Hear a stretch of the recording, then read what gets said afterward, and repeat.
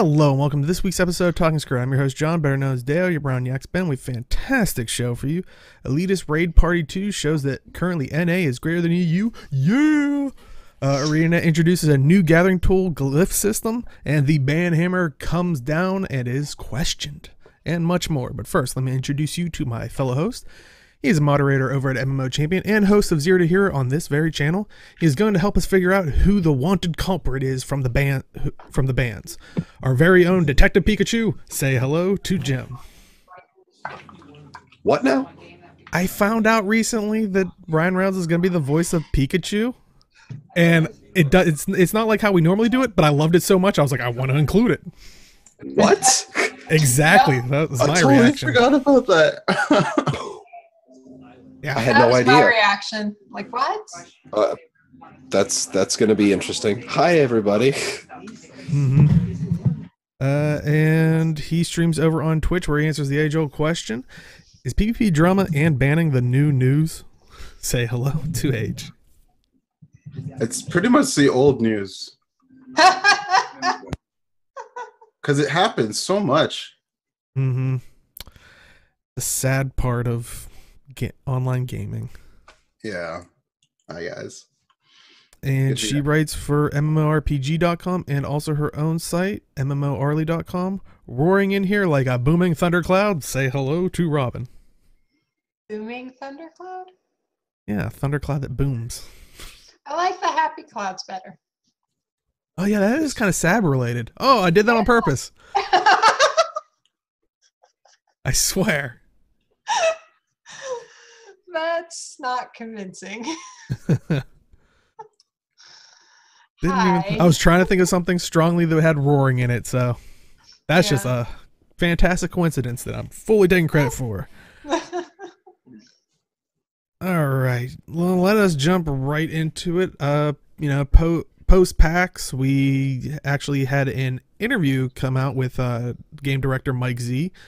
And this was done, I believe, at PAX with through Massively OP, and it kind of goes over basically his thoughts of how the company's doing, and also kind of a retrospective of like the game as a whole and stuff like that. So it was definitely an interesting read. I'm curious of your guys' thoughts on it. Like, it talked about the 2 expansions, kind of the idea of raids and all that kind of stuff. So.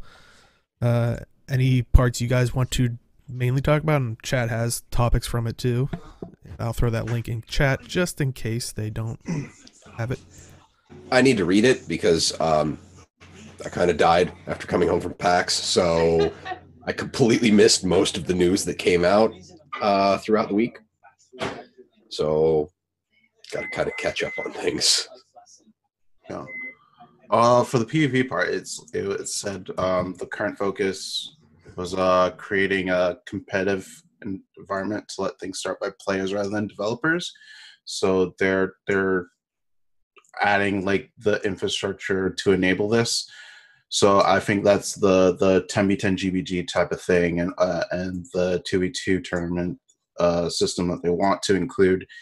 We don't have a ETA or progress on that just yet, but it seems like that's the direction they want to take it. So that's good to hear, at least like that overall high-end perspective.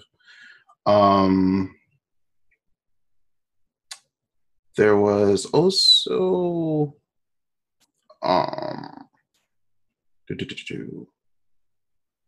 interestingly, the disappointments with PLF, like it felt like some of the item rewards were a bit too heavy on crafting side of things.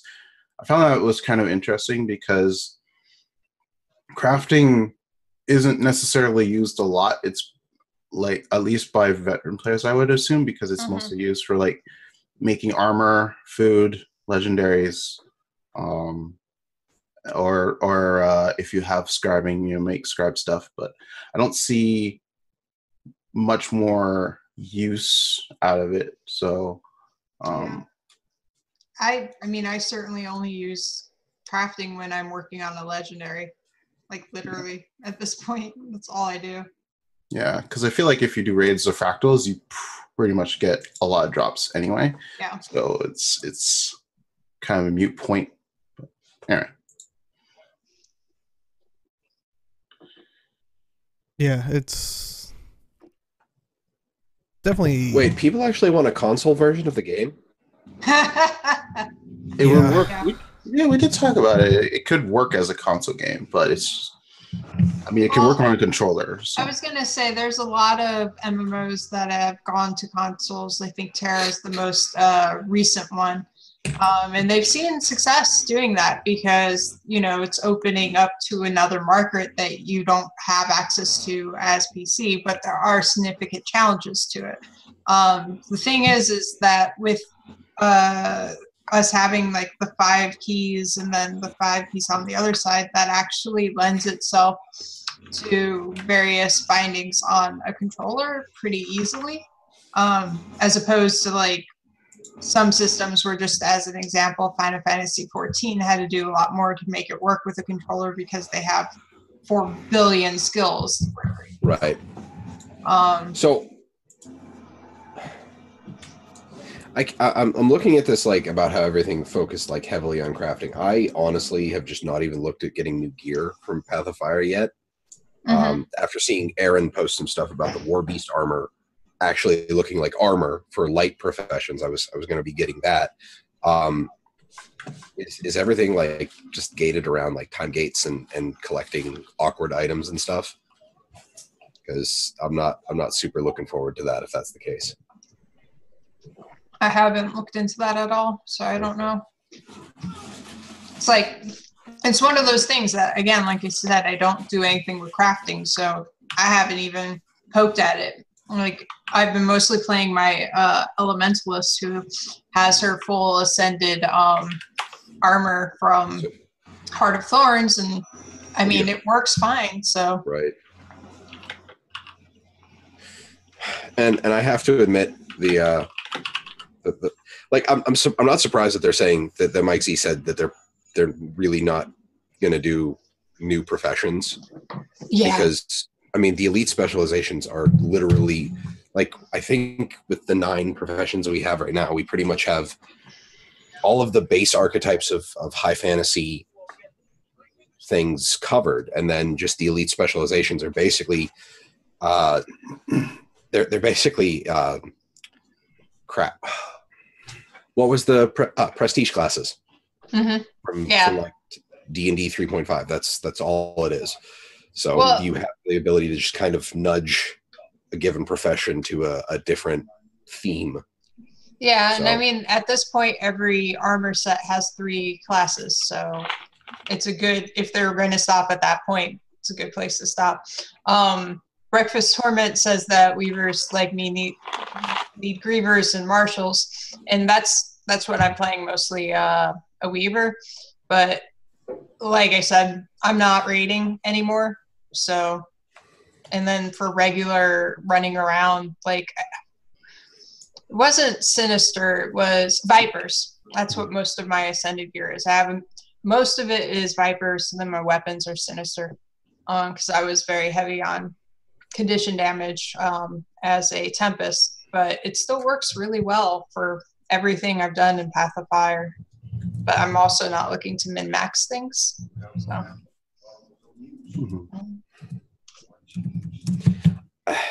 I don't know. I think it's one of those things where min-maxing, it's something that you can have fun doing. I like doing it. But then again, I also think that the game has a lot more room for unique combinations on things than a lot of people give it credit for. Yeah. I mean, like, I'm really into min-maxing in other games. It's just, I don't personally have any need for it in Guild Wars 2. It's not why I play that game. So I don't do it on that aspect. I do like to try and mess around with things and see what will work, but I'm not worried about, oh my God, this thing says that this is the best of what I could do, so I need to do this. That's not where my brain is. Yeah, that's kind of how I am. I'm not really min-maxing, but for the people that are, it's like, I know it's kind of annoying to have to go to like POF for certain things, or I I think they're worried about if you could get the old stats in some of the old zones, it's like people are just going to end up in Silver Waste, like, or whatever the flavor of the month farm. Yeah. No, that's fair. I think that's a problem everywhere in every other aspect of this game, where it's like, everything comes down to you could probably just buy it with gold or change the gold to gems to buy something from the gem store. It's like, so everything boils down to, I've always seen people go to Silver Waste or go here for the next, big farm until they nerf it, blah, blah, blah. It's like, so it's kind of like, or you just, or you just go out and harvest stuff like flax farms and everything. Yeah. So it's always kind of like at least sad from that aspect, where it's just like gold is such a useful but also useless source, like resource. It's like, well, Viper 70 brings up an interesting point about the min-maxing the balanced meta swings. Like literally something can be set as this is the best thing, this is the best set of gear, and then they come through with the balancing pass that completely changes all of that, and suddenly your best stuff is no longer good. That's just like the nature of balancing things. That's the way things happen. So I mean, that's also one of the things that makes legendary gear so valuable, because then you can just switch it. But whatever. Yeah, but some things are like those, like getting like runes and stuff. It's like when the balance patch hits, it's like, oh great, I have like another possibly 4-month like grind or farm, because we really don't have like a rep system where it's like, oh, you've like, I'm using WoW's example, like exalted in this group, so I can always just go there and get maybe the next big thing. It's like, no, you need a certain currency that drops from this event. I'm thinking like maybe Dragon Stand. It's like you have to go through Dragon Stand, and it's like if you want to go to that vendor, well, no, I think they finally put a vendor at the beginning, but you still have to run all the events for the particular currencies and stuff. So it's to be fair. Oh, go ahead. Netco brings up a good point, is that actual balance patches that come along that drastically shift the meta. I mean, like the Mesmer Phantasm rework was kind of one of them. And I don't know, like the minor balance changes that come through, people like to say that, oh, it just ruined my entire build. It really probably didn't. And then, sometimes there are bugs that are introduced, like see Scourge at the release of Path of Fire, where your damage just swings wildly, but that's because of something wrong that happened that was not intended. Yeah. So that's just, how things roll, I guess.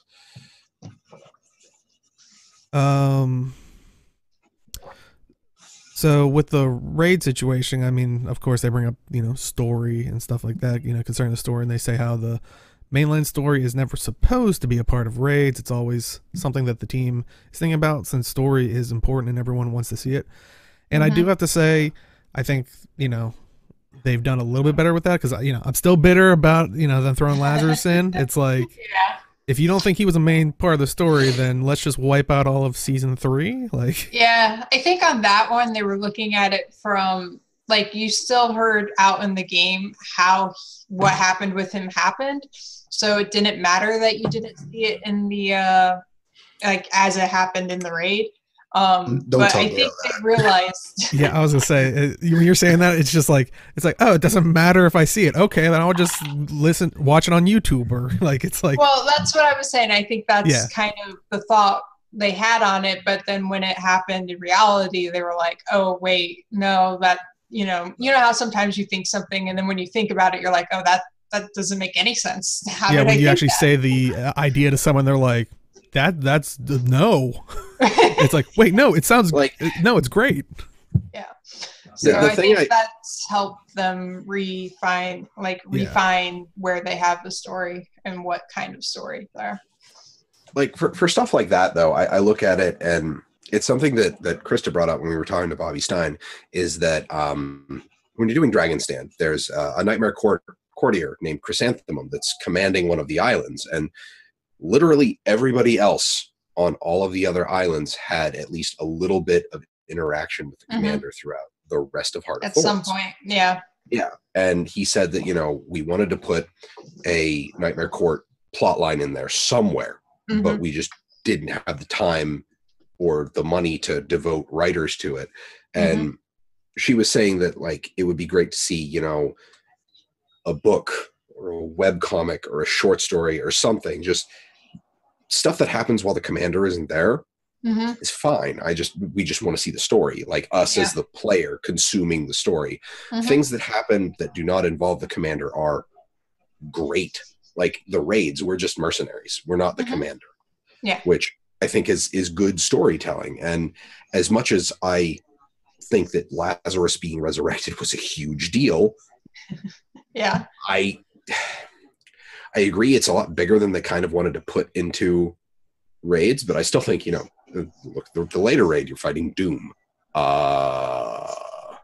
That's still also, I think, about as big a deal as Lazarus being resurrected. Yeah. And that's still in a raid. But,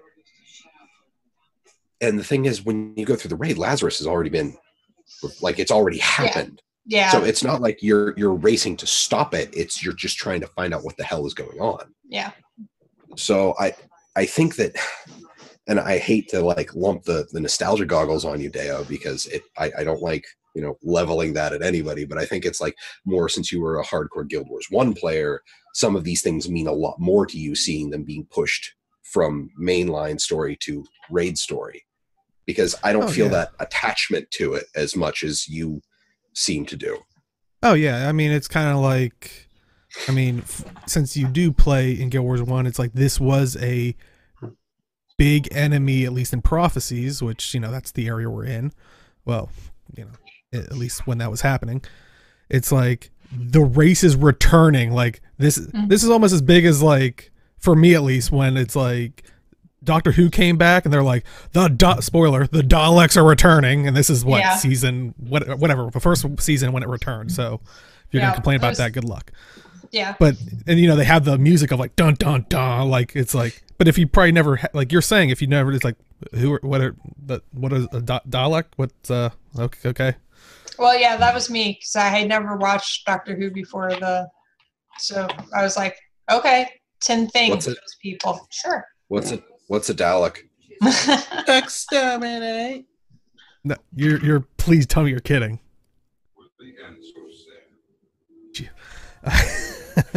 Wait, really? I mean, I don't. I mean, I've watched like one season of Doctor Who, and I don't. At the same time, I'd ask what Cybermen are.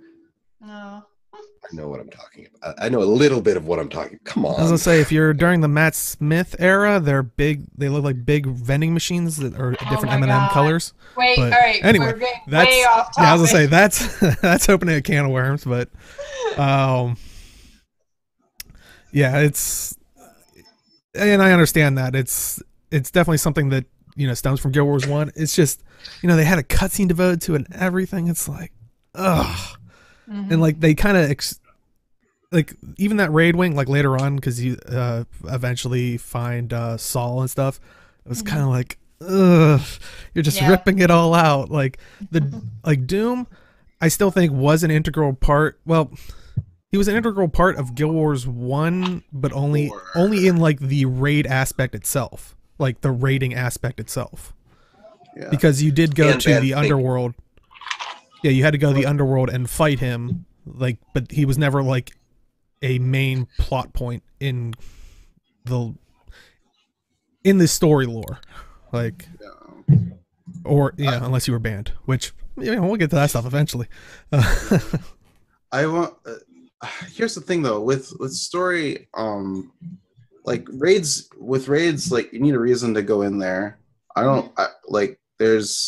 Needs to be some sort of reason to go into a raid instance. So that means there needs to be some type of story or reasoning behind it.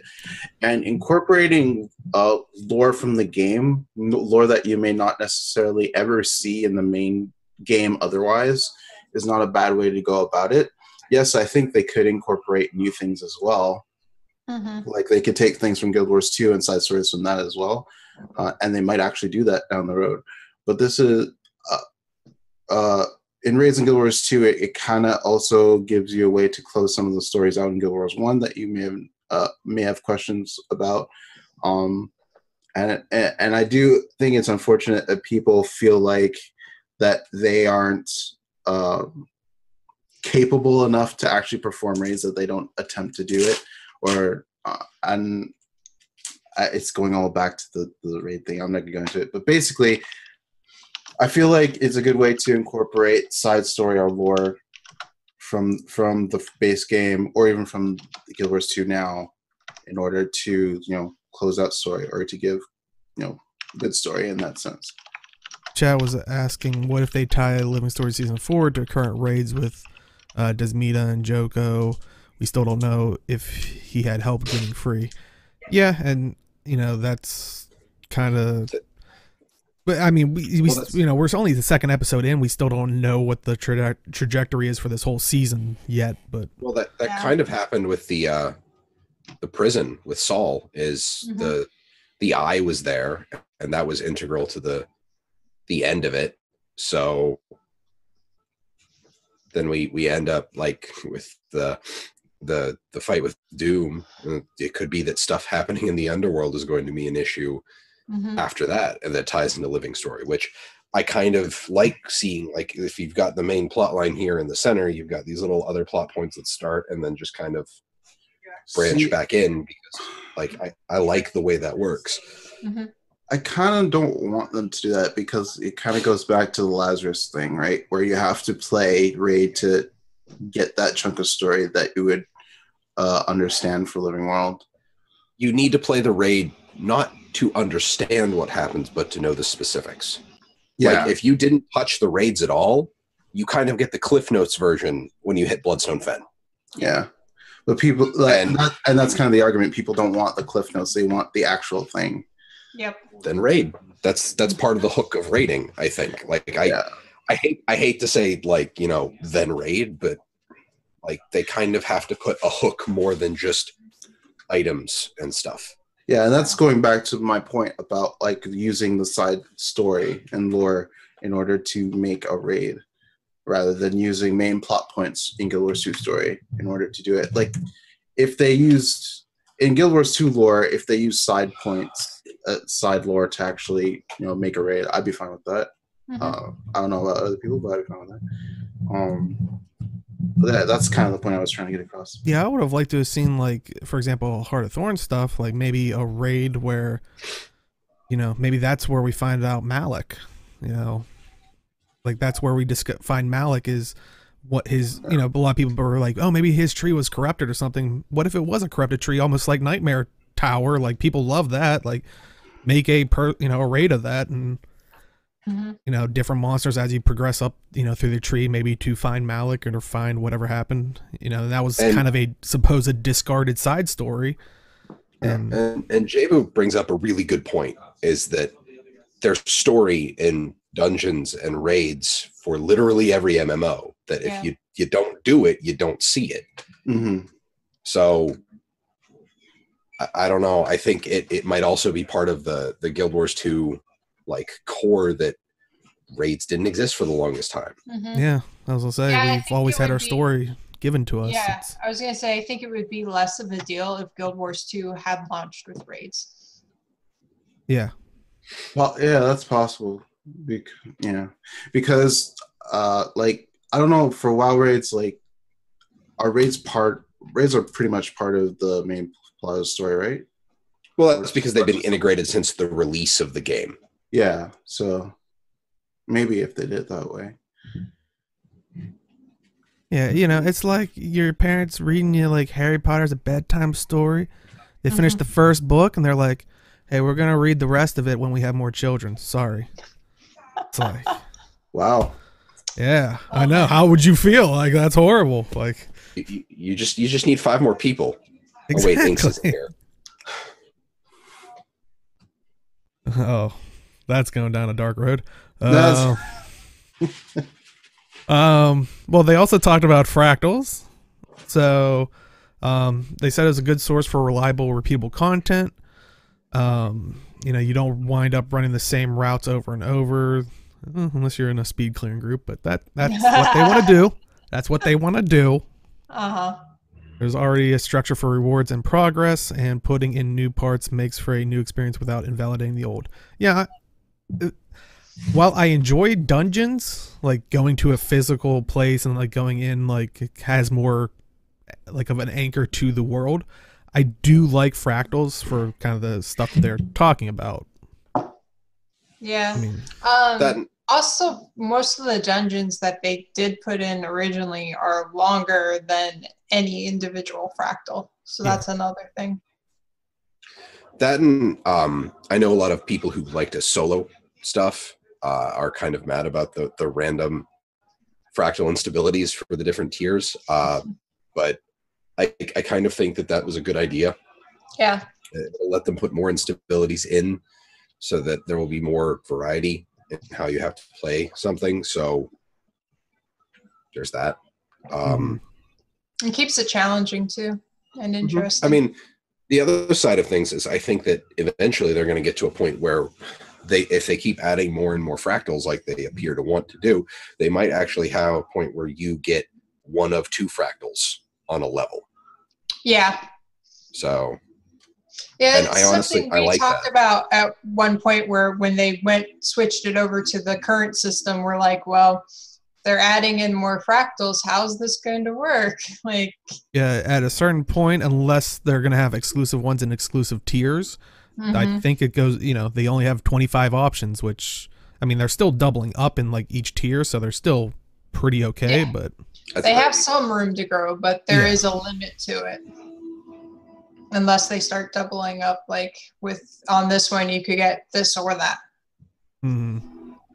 Which, I don't know, I'm kind of torn with that because, a lot of times when you're making a legendary, it's like you have to go into one of those and it's like, unless, I don't even want to say it, but like there's a way to make sure you get a guaranteed one, like a drop or something you can get from the fractals and not from the gem store, please. Well, I was thinking like they can make it so that when you go in and you also choose which one for that level you want. Oh, okay, so it's not like a random one like the fractals used to be. Yeah. Oh, okay. That's what I was thinking. But I don't know if they would do something like that because if they do that, then one option's always going to be run, and then getting a group to the other option will always be a problem. And like chat's saying, like the big problem for them for dungeons was back in the day, they always ended up in the speed clear groups. I think that happened to everybody. I mean, when we had one, I remember we had a group and it was just 4 guildies, and we were like, oh, we didn't FF, we got one person, and we didn't put speed clear or anything. No, and the guy was furious. I was like, we said we are not speed clearing. We were going to watch stuff. We were going to take our time because we wanted to be clear. That's what we're going to do. And he like freaked out. He's like, why would you want to take more time than you need to in this place? Or like, was that the guy in the dredge one, the guardian that just kind of ran ahead and pulled everything and then just died? I so. That's the one I'm remembering. Yeah. I was gonna say that sounds right. Like it was like the weird S-bends near the start, and he just kind of like, and he's just like, why aren't you all following me? And then we're just all in the back, just like we're killing Dredge. Yeah, he didn't. The person didn't mention anything, and we were like, okay, we're gonna go after the first mob or what group of mobs. So we start fighting him, and we just see him running all the way down the hall. We're like, dude. And we're just like, well, just keep fighting this guy. Yeah. But I think everybody's been there, and I think that's also the bad taste in people's mouths for raiding is, that, and with the idea of the meta and all that stuff, that it's all geared towards doing it the quickest. Yeah. And honestly, that's why I'm never a fan of even if it's a soft enrage time or whatever, there's a timer there. People feel like you have to do it the fastest. Like, I'd rather it be about successfully completing the mechanics over having that timer ticking on people. Now, if everybody involved is like, let's make that our goal, is to run this as fast as possible, and that's what you have fun doing, good. That's great. Oh, yeah. You do you.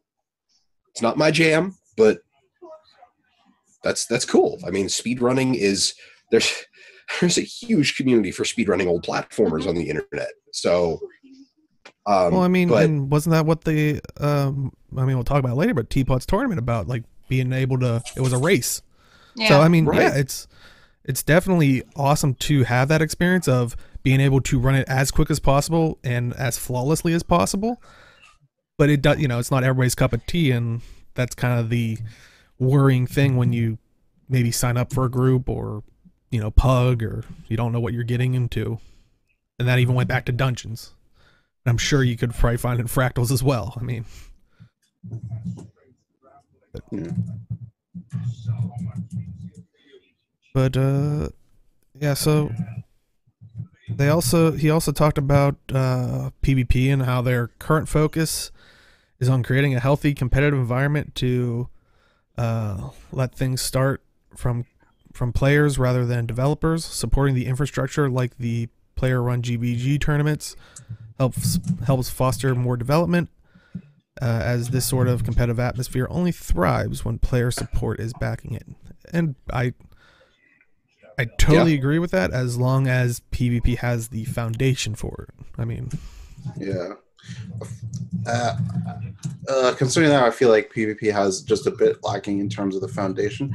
There's a lot of things in terms of just the competitiveness of ranked itself in and of itself. They're doing a little bit better every time. They're getting rid of the bots. They're trying to have control of the top of the leaderboard, things like that. Automated tournaments, kind of some stuff similar there, but it for a lot of people, it doesn't feel that concrete. It doesn't feel like there's a competitive atmosphere, and that's why a lot of people left for that reason. In terms of providing more opportunities in order to, like, do 10v10s, do 2v2 tournaments, things like that, that's really good. And I think I've said this before, but I feel like when it comes to PvP, they're kind of like 6 months behind of what they want to do. And at that point, it feels a little too late. They need to do balance patches faster. That's like one of the bigger deals. We have talked about that a lot. Just the fact that they either have to, like, skill split more or just entirely, or they have, because they have to incorporate all sorts of different modes, PvE and World versus World, when they do the balancing. So that's the very reason I feel like that's why balance patches are always so slow. But, and that's that whole, like, catch-22. It's like, well, the PvP side wants faster balance patches. Like we were talking earlier, the PvE side, it's like, I just grinded all this, like, gear for my perfect min-max build, and now it's changing. Like so, yeah. I think I've said this before. I don't envy the devs. I would much prefer balance patches before season starts, but if something's obviously broken, they fix it right away and don't wait too long to do that. Scourges. Well, yeah, I guess so. Firebrands. Yeah. I'll say that's kind of what chat was saying, was they wouldn't mind, or they don't mind not having more balance patches, just not releasing what looks to be broken, which it's one of those things where it's like they can't all the time know that on release something is going to be broken, because I've said it before, there's no test like live. When you go from whatever kind of QA team they have in-house to releasing to live servers, you're going from sub 100, maybe even sub 50 people to millions, or whatever the PvP WW community is. And it's just, the people are going to iterate on class balance and numbers, and they're going to find the most broken thing that gives them an edge. So I kind of agree that maybe balance patches to bring stuff up maybe shouldn't be as common, but, like, if you see something that is very clearly just way outperforming what you wanted it to, or is super bugged, just tap that, tap that down a little bit. With Whisper brings up the Mesmer is going to get a balance patch before the main balance patch. I understand why that wasn't patched right away, because Mesmer did have a huge change with the Phantasm thing. So that would take a little bit more time into deciding what to do. I fully expected Mesmers to be broken in one way or the other after the Phantasm change. Yeah. Just for the simple fact that that's such a huge mechanical change to the way the class works. So, yeah, it's, well, you know, at least they are trying to keep tabs on it as best as possible. I mean, and like you guys were saying, we would have liked to have seen that on the Scourge, but at least they're doing with the Mesmer right now. But yeah, it looks like the next thing that they wanted to talk about was experimentation with monetization. Oh boy, is that a doozy. Hey, how about you guys talk about it real quick before, well, I take care of something. let the dog out. Yeah. Bark. Yeah, that's obviously the mount adoption license thing. I know you're just tired about this age, because we were talking about this. Yeah, I know, but obviously that was like to a test to see, like, they obviously had an idea in mind. It did not pan out, and they iterated on that feedback with the second set. And I get, and granted, the second set is better, to be honest. Yeah, it is an improvement, just not as much as what some people wanted. Yeah, yeah. The idea of the second licenses were much better than the first one. Yeah. So that's an iteration on monetization feedback. So, well, feedback on exploration of monetization. That was really weird to say. Yeah. It's at the very least they're willing to talk about that, the kind of feedback and like their iteration words. But oh boy, the thing's probably not happening. I kind of covered this already a little bit, didn't I? I don't want to get into stuff with mounts too deeply, because that's going to happen later, and I don't want to. That's fine, yeah. But I think and the Black Lion chest, they iterate on that with the statuette thingy.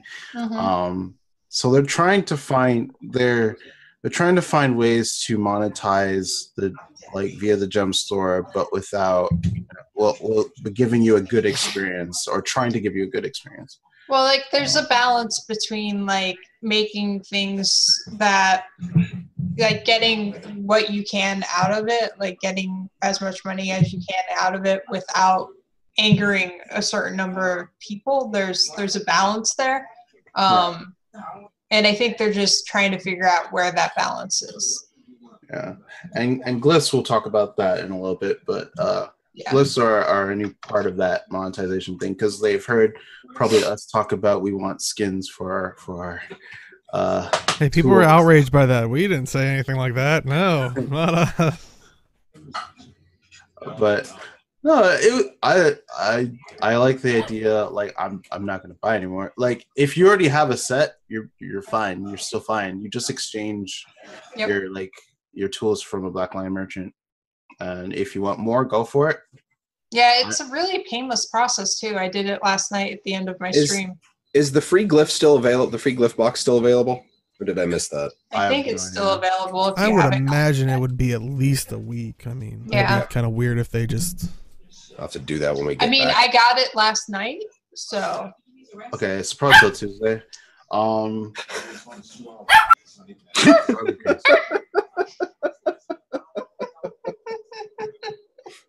Things that probably won't happen. Go. Yeah.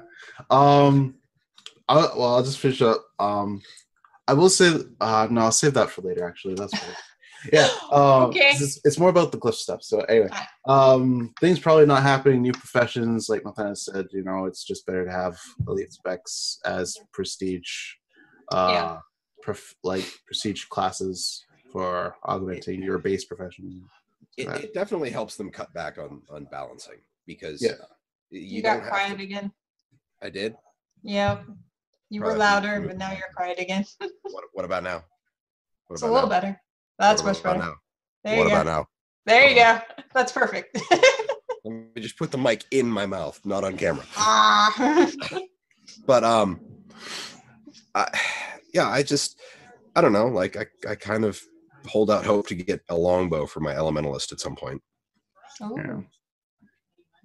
But that's just, I think, is a perfect setup for them to set things up.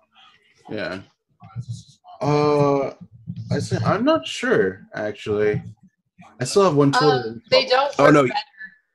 better. The main reason to do it is so that in the future, if you have your tools and you're gathering, say, unbound magic, but in the future you want whatever the new currency to be getting and that you want, and that you need to switch it so that you can put the new glyph in it, basically. Yeah, the only reason you'd want to change your tools out is if you'd want to be able to take that glyph and swap it out for another one. So you can just keep your old one if you don't care for that.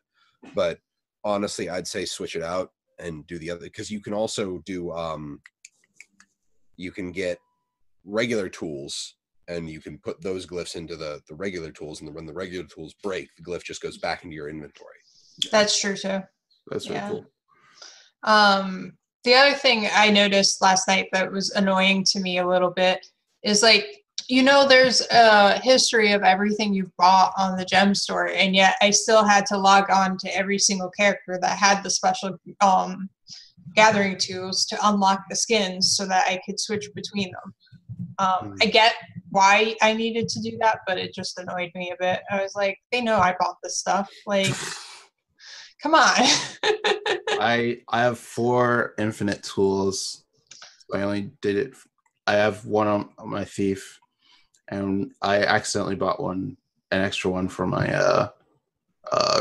necro. So that's not 1,000 gems. Tools. That's 7 sets of infinite tools. Yeah, no, I have 4 tools. I ain't crazy. Yeah. What? Yeah. Well, Why? okay. It's like for a while I was switching. I had 3 and I was switching between characters, and then finally I was like, I hate this. I don't want to switch anymore, and I just bought more. I'm lazy. Hey, if you have the income, Yeah. Arlie's putting ArenaNet's kids through college. Like, I'm trying to help you all out. The more I spend, the less you guys have to, right? no, the more they're going to put in the gem store. Yeah. I mean, this was before shared inventory slots, so yeah. So yeah. Well, I even did it through those for a little bit, and that was still too annoying for me. I was like, no, because I like to just keep my shared inventory are set things that I want access to on every character, and like having to clear out any of that to put those that no. Yeah, that's fair. And yes, Chad, she is apparently funding Guild Wars 2 for all of us. They already have it locked in for like the next 5 expansions because of Arlie and her gathering tools. Yeah. that they had the gathering tools fund from Arlie, but then they're like, in case of emergency, mini fun. We still got all that money piled up back there. Well, they literally just need to release a Corgi mini, and well, that's the emergency code. They're like, break this in case we need money. They're like, release the Corgi mini, then the Corgi mount. Well, Corgi Jackal, and then everything would just be. I brought that up during PAX East too. I was like, just so you know, that needs to happen. Do you just do that every year to them? Like, you're like, Corgi? Yep. Oh, I forgot to ask for Llama Rush. I should do that. For devs watching this podcast, Llama Rush. I need Llama Rush. We need a Llama Rush. I keep saying this every like 6 to 8 months, but Llama Rush, please. Yeah, Llama Wrench. Llama Wrench? Llama Wrench. I want a Llama Wrench. New tool, 4th tool. That would be crazy enough that I could see Arena actually doing that, putting in a They Llama haven't Wrench. done llama gathering tools, have they? I don't think so. They need to do llama gathering tools too. That's too.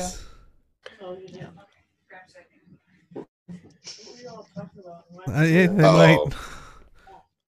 But I really hope they don't do that on Culture Savage. That would be that would be catastrophic. Yeah. Oh. That would be cruel. Yeah, and I think we started talking about that kind of stuff of the things that probably won't happen, which was the new profession, which that just makes sense. They really had the attitude of when they released the Revenant, they're like, all right, we have 3 of each. Let's not throw that out of whack. Yeah. New races. I know that's probably, sad to hear for, most people because, playable Tengu when, or, insert your favorite race here that's not a playable one. It's like, so, they say how it's a lot of work for limited rewards, which I think they've said that in the past, but. Well, the other thing is for a new race, they'd have to do the whole new beginning of the personal story. And one of the things Bobby mentioned at the party when we were talking to him was, I think he said it was like something like 80% of the players never even played the personal story. They do it once. Yeah, they do it once and then that's it. So like, it's not a really worthwhile for them to have to put in all of that extra effort for something that people aren't really going to see. I mean, Wispy brings up a good point. A Tengu combat tonic. Yeah, they did with the code in. Yeah, exactly. And the other thing is then, we complain about how few armors we get. Like putting in a new race would just make it take even longer. Yep. Because and I've praised them before about how the Char are probably one of the best bestial races I've ever seen designed in a game. The Tengu also have elongated and different anatomy from humans, Norns. Like humans, Norns, and Sylvari all have roughly the same skeleton. So that's kind of easy from that standpoint to be able to animate and design all the models. But then you've got Char and Asura, and then if you put Tengu in there, But I do want to throw this out here because with the whole new races thing, people always say you have to start from the beginning. What if they kind of do what like WoW did with like the hero classes, but hero races because honestly, it would feel weird if you went through the personal stories of Tengu where it's like, hey, I like the one scene where you're meeting Traherne in like the was it Camp Concord or whatever, and he's like, I brought friends, a Tengu that's across the wall. It's like, yeah, I'm one of them. Like, yep. So it's like that moment in the beginning of the Heart of Thorns where if you're playing as a Revenant, you're playing and you're going through, and then Ritlock shows up and Rox is all like, "Oh, I've never seen magic before," and you're like, "I'm right here." Like, are hello? Yeah. So it's the same thing all over again. Yeah. Yep. So, but possibility of that. What were you saying, Age? I was going to say, to be fair, Ritlock has Suhothan, the most OP sword in all of Guild Wars 2 history. Yeah, but he's using the same skills. Yeah. Wait, at that point, technically, we didn't unlock our elite spec. No, you could do it. You could do it. Even if you could have it unlocked and then do it. Like, I have never seen that suggestion before, but it's interesting. New races can only use outfits. Would players accept this compromise?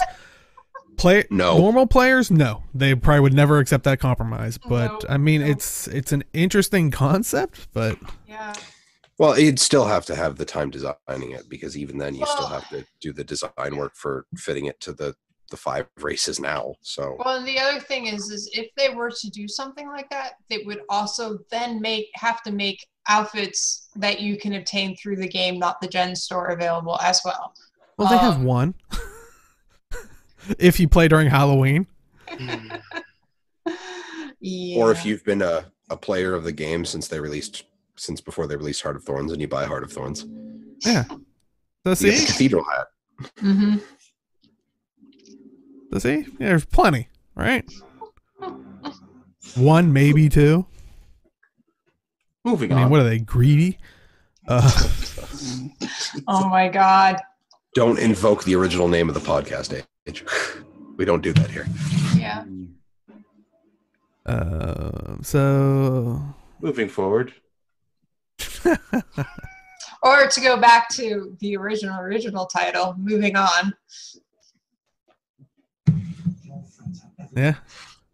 Well, I mean, I think it was definitely an interesting article how they kind of talk about all the way through. But it was also another interesting thing was maybe a couple days after this released, there was a Reddit post that was basically asking, is the living story format still keeping you engaged in the game? Which I think is a nice kind of segue into this, just because, they were talking about, or Mike Z was talking about the shortcomings of the game, that what they felt, what they do, well, and all that stuff. So, but the Redditor, the great AI, they kind of feel like needs to be some unifying horizontal progression between the episodes. And I definitely can see what they're, coming from, and I'm kind of curious, chat, do you sometimes feel the same way about the living story format? And wondering about you guys as well. I feel like living story, at the very least, brings people back to the game. Yeah. When they get that email or when they hear from their friends, like, there's a new Living World Story episode, they go in, they play it, or they unlock it and they play it later, and they do the things. And it's either, oh, there are other stuff included in this patch or since I last played. Let's go try that out. Or they head out after they've done all the living story stuff they want and then come back for the next episode. So unlike subscription-based games, you don't feel like you're forced to play if you don't want to. I think that's what's really nice about Guild Wars in general, is you can play when you want. In terms of keeping you engaged in the game, it really depends on how you play the living story format. Do you just play for story? Do you play for the achievements as well? Do you go for like just the ones to get like the special skin, or do you go for everything?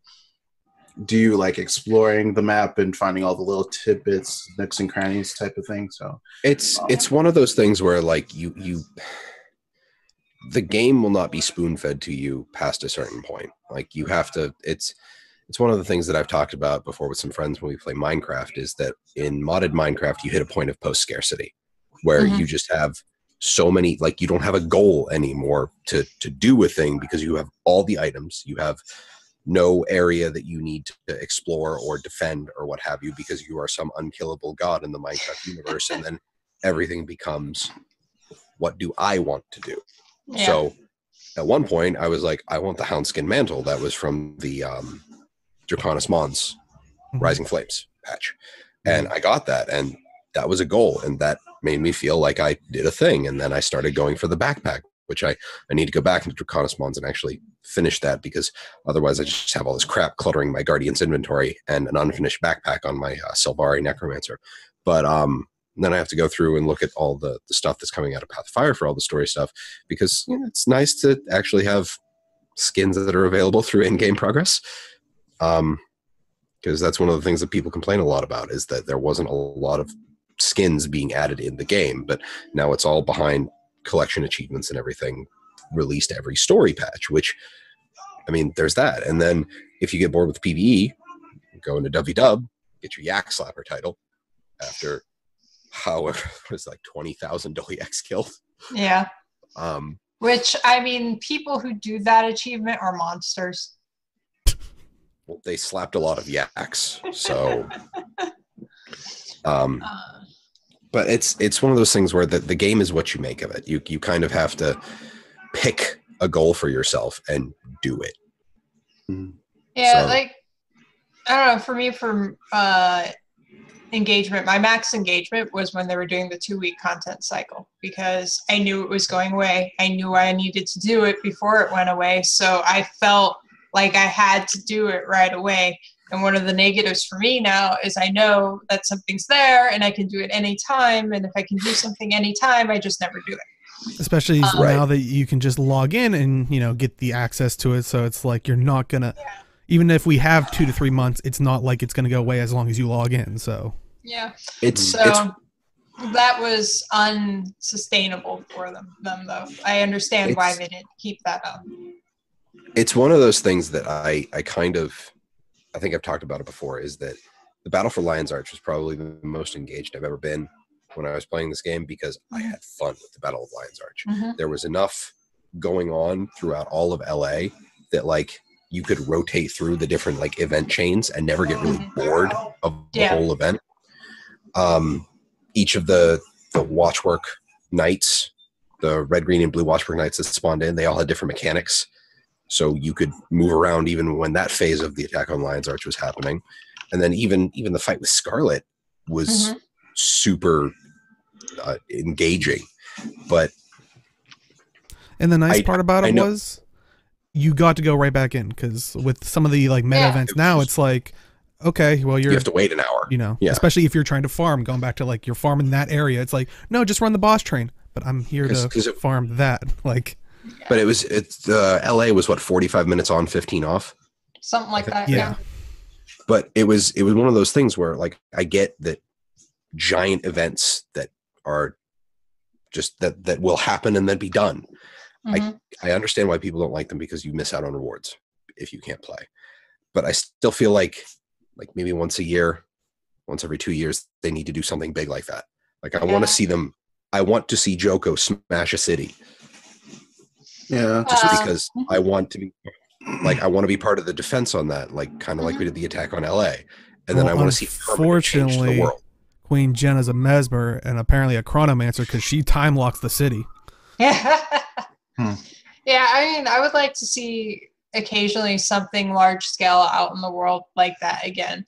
I know, like, it can be a problem, like when we had the Marionette, that was a problem because people were always bitching at the other lanes, because their lane was never a problem. It was all the other lanes that screwed everything up.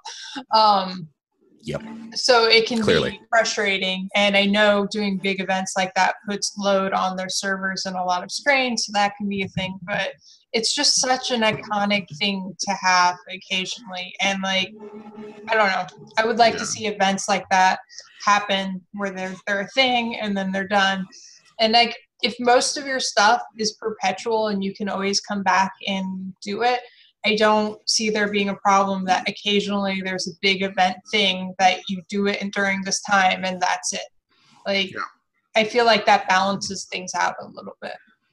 Yeah, it actually goes back to events like the Queen's Jubilee and things like that, where it's like for a specific amount of time. They've done it max twice, I think. So once for an actual Living World episode, and they brought it back for an actual celebration thing. So I thought it was going to be like once a year at like a certain amount of time. Me too. Yeah. In a month, it would come back, and people can do it. People can farm for stuff, get the weapons, things like that. And it would be like a nice slow annual goal that people can do in terms of like getting the weapons or getting the achievements, fighting the bosses, things like that. They could actually incorporate leaderboards for like each boss, and then like a cumulative one for like all the bosses together. And if you want to speedrun that stuff. And events like that would be actually really fun to have. And if they could establish that, if they could find the time to actually make 2 or 3 events, they could sprinkle throughout the year, and then have them be annual and just add like a little bit like rewards every now and then. I think it'd be a really good thing for the game in and of itself to keep people still playing the game. After they've done Living Story, it's like, oh, there's this event coming. Sweet. Maybe I'll just like play the game a little bit till it comes, or if it lands, is like, oh, I'll play this event, and it's a lot of fun. We could do a building signs festival. No. I wasn't even playing during that point. I don't want to do that. Don't put that in the rotation if you manage to bring things back. Don't know. Make that a mini game, one of your mini games, like one of those adventures. It's just like a month of building signs. Everybody would love it. See, I think one of the problems I have with like making things a yearly thing is that even that removes some impetus, because you're just like, it'll just come back next year. Like I enjoy Sab. And then it becomes I have the infinite continue coin. I feel no impetus right now to get into Sab and do anything. Yep. Like I feel nothing for it. I have an idea. I can just do it next year. But I do want to kind of go back to what some people were saying about it. What chat was saying about earlier, the expansion stories and living stories, they wished had more story to them. It just doesn't take long enough, which, while I agree, but that's always like, you hear that in any game where it's like, everybody's going to run through it. But, kind of going on the idea of how long the story is for these living story stuff, I'm kind of curious of how do they, in the Reddit poster, how do they define engagement? Because of course, you know, WoW puts out like a new zone or something, like a new area for a new patch or whatever, and usually 9 times out of 10 what I hear is, oh great, a new string of dailies, but they have to do that for the exalted status for whatever. So yeah, you're playing longer, but you're doing dailies and it's boring. Like for me it was boring. Like that's, at least here it's like you're going through a story, it's engaging, it's, you know, while it's shorter, you're at least entertained by it instead of running through the motions after day, you know. That, and like coming from World of Warcraft, like how long would it be between major raid patches? And then you were like you Even did the then, story content and you had like a month maybe, and the only reason you had a month is because you had to do the dailies to get to higher reputation levels to unlock more dailies to get more of the story of the zone that just unlocked. Yeah.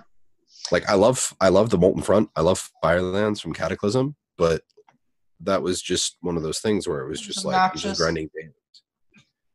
And I saw chat talking about it really depends on the zone that they're going into, which I definitely understand, like the content, like they were using an example of like King Dork or Lake Dork versus the new one. It's like Lake Dork, for them, they did all the hidden achievements and all that stuff. It's like, yeah, kind of going back to like how we were talking about the raids, like Lazarus topic, where it's like, you know, this has been a struggle for 250 plus years in the making.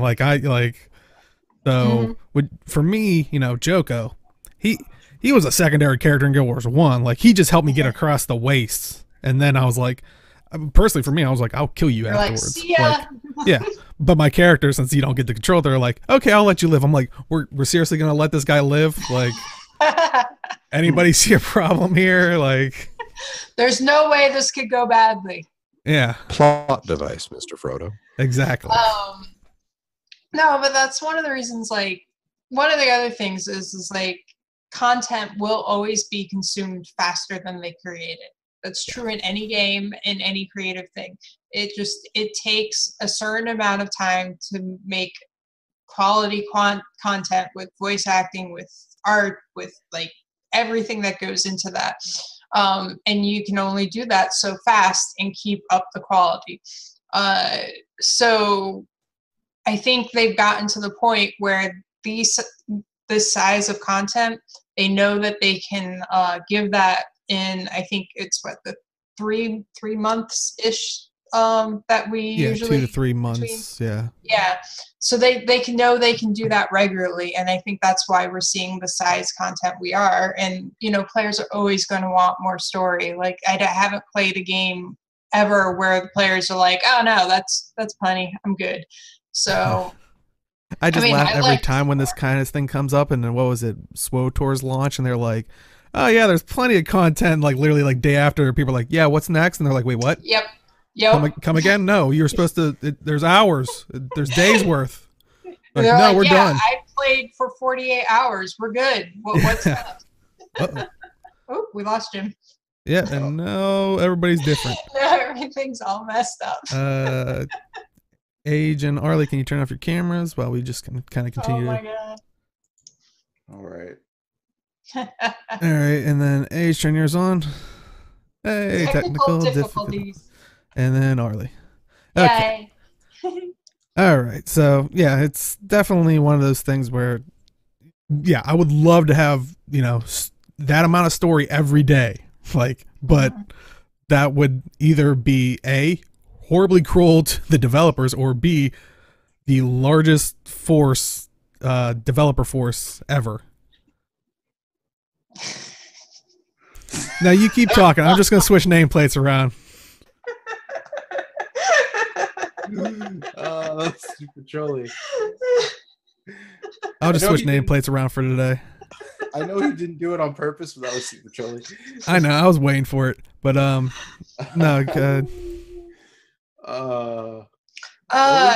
Procedural. So one of the suggestions is procedural generation for in between content fillers, and I mean there's procedural content is good because you get little chunks of different things, blah, blah. But I have not played a game that has procedural generation of anything that hasn't very quickly felt very samey to me and repetitive. So I don't like procedurally generated stuff that much. I would prefer like handcrafted things as opposed to that, because it gets old. Even though it's new, you recognize all the parts that were put into the thing and mixed up to make the new whole. It just, I don't know. I don't think it's a good, that's a good solution. I think procedurally generated environments have their uses at times. Mm-hmm. In terms of repetitive content, it depends what it's being used for exactly. So yeah. If you're going through like a gauntlet, sure, repetitive, that could be good.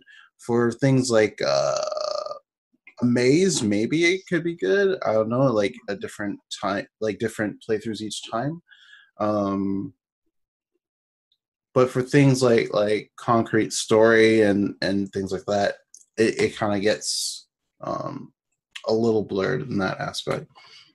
So I will say it has its uses, but it has to be used properly. Yeah, I mean, it's something that they could maybe make use of very sparingly, but I would not want to see it as like the core of anything. Though honestly, like I was saying, my idea possibly for this, like I said, I don't know the back end, I don't know all this. If I'm just saying this is an idea that could possibly working into the story, but we had the current events thing where the random rift portals were opening up, that char that kind of fell, that Aetherblade char that fell through and was just like in 100 and so days, something, which nothing happened. Or did it? But well, has it been 100 days in game? That's the question. Oh, okay. Well, I thought they were supposed to mirror now that they're up to like, but to be fair, yeah, I'm not 100% sure. But now that these portals opened up apparently to different times, and if it's the mist, it could be different versions or whatever. What if if they set up once a month, one of those zones, like one of those old events comes back, like, oh my god, the mists have opened up and now Marionette is attacking the whatever zone.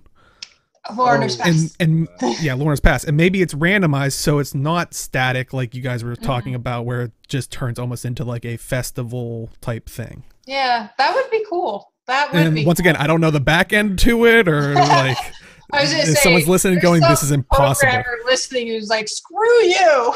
Well, for something like a lot of the season 1 stuff, especially with like Marionette, you'd have to load a completely different version of a map that I have no idea if they still have. Very true. Yeah. So yeah, that's the same thing. Like if they wanted to load like Scarlet's attack, if they wanted to throw up like a portal somewhere in Lion's Arch, it's like through the mists to old Lion's Arch, and you have to go through, and there's some kind of weird instability with time or a sliver of the mist where you're doing something different, like there are Mordrum attacking with Scarlet or something. The other aspect of that is, even if they do have the old maps and stuff available, all of that was before they did the back end updates and the physics updates and all of that. So they even if they had all of that as it was, if they loaded into the game, it just wouldn't work. Yeah, I was gonna say it might be another SAB issue where they're like, we literally can't give it to you because it was based off of stuff that was broken, and but And then Mithrin also brought up that, if a whole game is procedurally generated, then things will seem too homogenous because you get shades of difference from planet to planet. And oh wait, I'm talking about No Man's Sky. Whoa, hey, No Man's Sky was all right, It was as long as you didn't listen to the developer. No Man's Sky was a really great early access release for $60. I still blame Sony, but that's go ahead. I'll let you chime in for it. I'll talk about it after. The only thing I like Viper's idea of, like, you're going to Quado for reset, instead you're ambushed. I'm just gonna say it's cool, but I'm just gonna say no because of the most recent map of the whole ambush system. Oh yeah, because that was a big issue. No, yeah. Don't replace the main event with an ambush. That's what people don't like. Yeah. If you add the ambush onto the Tequatl fight, that would make it more interesting. That would make it interesting, especially if it didn't happen every time. I mean, people would still bitch because they'd be like, "Oh, now I'm doing it, and I get the crap when we now I have to pay attention." But it would be cool and it would be interesting. I think that would be. It would feel like a living world. Yeah. That's a weird concept. I think it could work, Dale. I think it could. I think they should market that. Yeah. The whole weapon set from the hot betas. Yeah, I really like those weapons. Whoops. Yep. I really like Mal'Thanis too. He was nice. Too bad he's gone now. I have 2 screens now. There he is. There he is. Anyway, so what topic are we supposed to be on at this point? Well, that I decided to leap down to that one just because I felt it connected to. But yeah, living story. Yeah. In terms of being engaged, it really depends how you play it. To be honest. Mm-hmm. And how do you define engagement? Because, like I said, if you compare it to WoW's engagement of doing dailies every day, so you can actually play the game, it's like I'd still take Guild Wars 2's living story of an actual story, even like. And I think I'm in the same place as what some people in chat were saying. All right, now for this last one, I kind of just did story. Haven't really focused on like the zone achievements and stuff. I was just like, but I still take that over WoW's thing, like, because the reason that I'm gonna actually do the achievements is because when it's time to make another legendary trinket, I'm gonna have to go back and do all that stuff anyways. So I might as well just do most of it now. Yeah, true, very true. If they go that route, which they probably will. It worked last time. But any final thoughts on basically the retrospective or engagement for Living Story? Llama Rush. Llama Rush. You shook your head no. You can't add to it. Oh, okay. I'm sorry.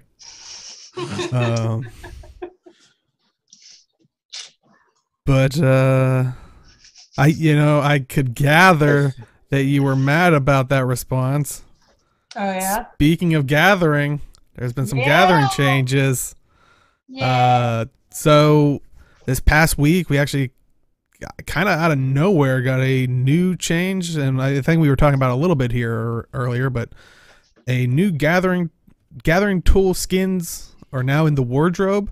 And we've kind of got a whole new system for gathering tools. So the gathering tools skin wardrobe, it works like all the other wardrobes where you can kind of preview the effects from like the gem store gathering tools. But the tool skins are now account wide, and that's important to note. The tool skins are account wide, not the weapons. So or the actual tools. And they can be applied to limited and unlimited tools. So. If you don't feel like switching your, hovering near a bank or using account wide slots, you can always slap it on like an Orichalcum, gathering tool. Well, like I was super excited about this because I've been using the unbound ones on my Ellie for ages, but I really wanted to use the flutes for her because I felt like it fit her better than this magic thing, and now I can do that. So I'm happy. Yeah. I don't know if Mal'Thanis is frozen or not. I think I see his eyes moving, but I think now he actually just froze. Yeah. The other thing is I was slightly annoyed that I had to log on to each character to get the skins in there. I think I mentioned that. Like, yeah. I mean, sure, I get it, but at the same time, it was annoying. The other thing was to switch out your old ones at the vendor, I had to unequip it and then I could switch it, which I don't know. I guess it's just a limitation in the system or something, but that also annoyed me. Because, well, unlike you don't have 7 sets to go through. I'm just saying. I'm an outlier. I understand. But yeah, it was a very interesting change, and also I think it's very cool how they added the glyphs because it kind of gives them a little bit more control of the market. Because like leather dropped when this came out, leather dropped real hard, because the glyph allows you to get extra leather, and it's fantastic. And there's a glyph that gives cloth, but cloth, leather is where it's at. And I actually got the free one you can get off the gem store. I actually got the leather worker one, guys. Get the leather worker one. It's worth it, especially if you don't have tools at all. Like unbound tools, because you can attach it to any of your tool. You can attach tools to any of your.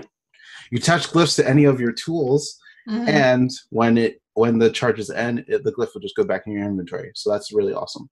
Yeah, I'm really happy they went with that. Like not needing an instructor to take out the glyph and not making the glyphs destroyable. Like that was really good choice on their part.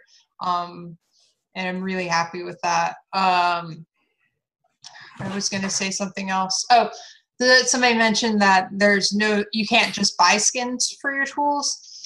I would say right now, but I would not be surprised if in the future they put gathering tool skins without the tools on the gem store as well. See, and that was my only grievance with it, because I too was one of the people that was like, I'd like to see just the skins themselves, like for cheaper, because in the end, it's like you're gonna have people feeling bad about it even if they have the disposable income of like, okay, yeah, I'll buy the 1,000 gem pick. You might only have so many characters. At a certain point, you're gonna be deleting unlimited gathering tools, which that's probably not gonna feel good to a person. Yeah, I mean, that for me, that was my whole reason I didn't buy the Lucky Dog one. I wanted it. I thought it was really cool, but I have 7 sets of unbreakable ones. So I was like, this is ridiculous. Why am I going to buy another one? So if they sold that, 7 was your breaking point. Okay. Yeah, 7 was the limit. Good to know. Skin, I would totally buy it. And like, it's just such an obvious thing for them to do. I would be really surprised if we didn't see that happening. It would just be a really weird choice, because that's such an easy way to make money. And I agree. I thought the same thing until like while this was being released, they released a pick as well that did not have that option. So I'm like, maybe there was like just, I don't want to say miscommunication, but there was probably 2 separate teams working on it that, so, maybe that will still happen. I hope so. I think it would just be a smart idea. Yeah. But so yeah, Dear Arena make gathering tool skins available by themselves. Or just make it a crafting discipline somehow. Yeah. A school of a gathering school, and you just can make your own unlimited gathering tools. Oh my God, Wispy Jen said gathering tool adoption license. I saw that in my heart. Like it hurt a little bit. Oh man, my face looks so frustrated now. Jim was talking. I think. Nope, he's gone again. Jim, say something quick before it changes. Or we just get a blank screen. I think blacksmiths should be able to craft them. There you go. There you go. Yeah. That's an idea. I mean, probably not the unlimited ones, because, they have to make their money, but I wouldn't mind seeing the gathering tools being crafted that way. New skins. Ooh. Chat saying finally a use for the Zunlai ingots. Possibly. But I think the big thing that people are kind of, I would say, up in arms about is the glyph system. Yeah, I like it. Mostly because it gives players more options in terms of what they have control over. Like, because I know, like, Dale was very frustrated with Malthanas having the Watchword Sprocket one. Hey, I have that too. And Well, then and I'm frustrated ROH with you as well. Don't worry. I have plenty of frustration to I go think around. that was the first one I bought. Yeah. So it gives players more options in that regard, which is really nice. And they're going to have more options available for people. So I don't know if there'll be like a best in slot type of thing, but it definitely gives players more options in what materials that they want to get. Kind of like it's actually kind of like the Black Lion board that they had. That they put in the gem store where you can choose what type of material you want. It's kind of similar to that. So that's a nice quality of life thing. Is it OP? I haven't tested the leather one, to be honest, so I can't really say. I think someone in chat said. As for an opinion on it being like overpowered, I don't. I never felt like I got so many Watchworks sprockets that it was super great for me making money. The leather economy will change and anything that gives you any kind of additional crafting anything will fluctuate in its ability to be OP.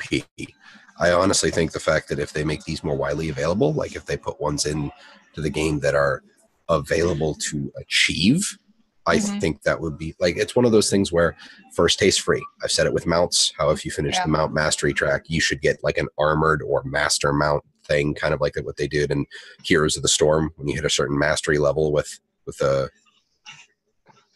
of the heroes, stuff like that. Oh, really? Yeah, there was an alternate skin once you hit like a certain level tier with a hero in Heroes of the Storm. I didn't know that. Awesome. I don't know. That was when it originally released. I don't know if it stayed when they redid the whole leveling system and added emotes and the flags and everything. But if they added just like here's a chance to get an extra pull out of a node. Doesn't help them target anything. Helps you get like a little bit extra. So stuff like that. I feel like when I use those tools, I use them for myself rather than to make money, because it's just I'm saving these so that I can make my legendaries, which I still need to do. Sorry, but yeah, I find it more for like a personal use rather than making money use. But you know, everyone has their own reason for getting these. So. And I'll say, oh, go ahead. I was just going to say the Watchworks Rocket one came in handy for me for making the backpack I wanted to make, and then I sold some of them when I needed gold working on the legendary, but it's never been like, it takes a long while to get enough of those to make a worthwhile return on it. So and like when it came out, they were really valuable. Yeah. But not so much anymore. Yeah, and I was gonna say I could see this going the way of how the like finishers were. Like they made them be able to be tradable, and then the chest, and then that kind of crashed, and then they kind of took them off the market, like out of the system. So then they kind of went back up. So I know now people, like when it first released, people were like, oh, like the one that everybody's going after, it's like, oh, up there for like a couple $100 gold or something. I'm like, yeah, because it's day one. Any time like a day one thing dropped, that was always super expensive. Yep. But yeah, that makes sense. But before I do want to talk about what Wispy Jim was saying about the leather, but before we kind of do that, let's talk about what the 4 glyphs are. So people, in case you aren't aware, there's 4 glyphs that you can get. The glyph of the tailor, gain a 33% chance to receive bonus cloth scraps. Glyph of the leather worker, gain a 33% chance to receive bonus leather scraps. Glyph of industry, gathering completes 50% faster, which I think is what people were talking about in chat. And glyph of flight, increases movement speed for 5 seconds after gathering completes. So, and I know a lot of people are like interested, but also worried about, the tailor and the leatherworker one, just because, I mean, now we have a definitive way to get these things. Like, kind of like how we have ore nodes. We now easily get this stuff. And I saw that chat was saying, leather has always been overpriced since ANET changed all those recipes to use more leathers. But if the prices crash too much, they'll redo the crafting recipes again. Please don't do the crafting recipes again. No, just reduce the drop rate on the yes. so. Like like, oh, I don't want more armor patches or whatever they were called. Like, that actually made me stop crafting, because it's like having to go into so many, drive down, drill down so much to figure out what it's like. Yeah. That and the problem I have is that when you craft the Gossamer tier ones, you craft 5 at a time, but it takes 5 to make an insignia for a piece. Yeah. Oh. And we lost him again. Oh. Oh, nope. I'm just gonna. Yeah, we'll try to just do. I'm gonna stop my video. I'm not gonna send video. Yeah, maybe that'll help you. Yeah, and I'll just do that. That'll help my bandwidth a bit. But I think people are overestimating the power of these things. Yeah. Because I have the Watchwork mining pick, and I mean, I've got. It takes me, and I don't like super target farm, but like I don't just roll around doing mining nodes 24/7, so I'm not getting like massive returns out of it. But I'll manage to sell a stack every so often for a few gold. But it's not like I've sold stacks upon stacks upon stacks of these things, and that's just for the Watchwork sprockets, which just target Watchwork sprockets. You're talking about leather and cloth, where, as far as I can tell, you can get all 6 tiers of cloth. The only thing that I'm super happy about this might crash the cost of linen. Yeah. And I'm looking forward to that. Yeah. So that's probably a good question. Because there is an option. You can get a free one, kind of going back to the first hits free type thing. And Chad was asking, what do you think is the best glyph for the free one? Because you get to choose one of these. Some chat's saying industry, which is the complete 50% faster, which I mean is nice, but I'm gonna say it's a nice, but if you're gonna gather, like, I would say that would be good, like in a war zone, like in hot, like there's like a whole bunch of margin around you want to gather. Yeah. I would say personally, glyph of the leatherworker is good for me because I play mostly medium class, so having that is actually helpful. Yeah. That's the one I went with too. Also, because again, working on legendaries and stuff, you need a lot of everything, and leather is always hard to come by for me. So, I mean, like, not to mention it's faster, good for cash right now.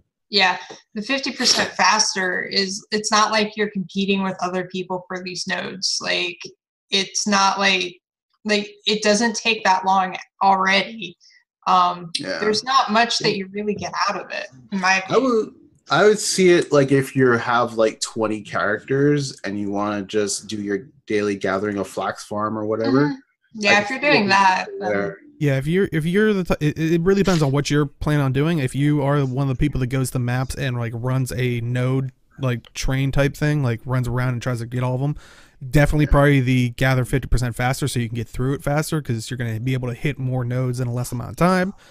But I would say, yeah, for normal, like, everyday use, I'm already fine with how long it takes to mine or gather, because it's not really that long. I would probably pick leatherwork or tailor, depending on, what I feel like I need more, which more than likely will probably be leather, because, boy, is leather usually hard to come by. Yeah. Yeah. And Viper, like, I agree with you there, but it's one of those things where it really depends on where somebody sees value. Like, people are worried about this thing crashing markets, but I really highly think people are overestimating the value here. So I mean, it's a lot of these things are like really good, just extra bonuses. Like Wispy said, 46 leather from a home instance clear, and that's, I'm assuming, Wispy, you have a ton of the home instance nodes, if you're saying that. Yeah. Yeah. So I would say industry for speedrunning, gathering, which I guess if you're farming a lot, then yeah. But I mean, just for everyday general, if you're one of those players where you just go out and what you find, and that's what you gather, I feel like the industry has a lot less value for you. Mm-hmm. Yeah, and like kind of what we're saying, what Chad is saying, it's subjective and great to have a choice. It's like they planned it where all these are actually good, and you'll probably want to get them all. It's, I think they did a good job here, and I know some people are worried about, oh, this is now pay to win, like power creep. It's like, personally, for me, you didn't have a problem when it was the consortium pick. Like I was there yelling, "This is the start of it. This is gonna be." And I remember you doing that. Yeah.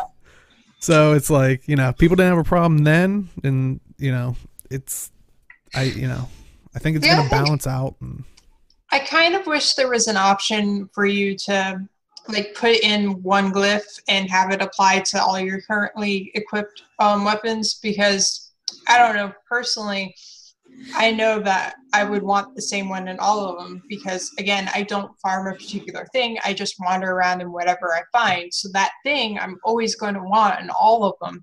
So it's kind of annoying to me to have to go through each one and change the glyph. It's a small thing, and I understand why they didn't do that, but I kind of wish that was an option.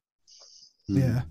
And I see chat saying you guys might know, did they fix that issue? Because people are saying like a slight hassle with switching the glyphs. Like, you want to actually go in and remove the glyph and then put the new one in, because if you just place the other one in, it will overwrite, like basically delete the other one.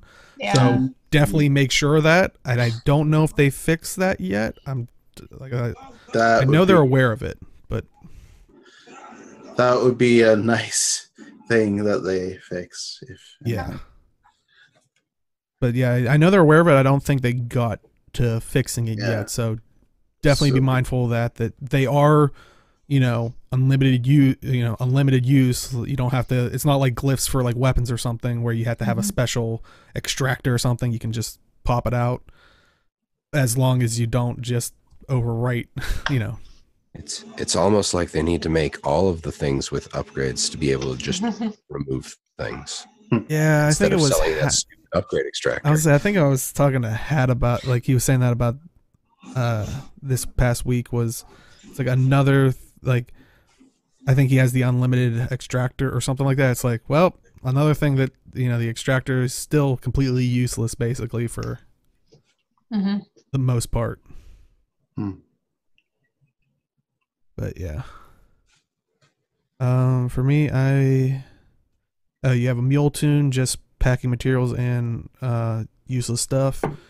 So I just put all the karma tools on that one and use it to farm. Well, yeah, it's noticeable drop wise, but I'd have to seriously be hammering down to make a big monetary return.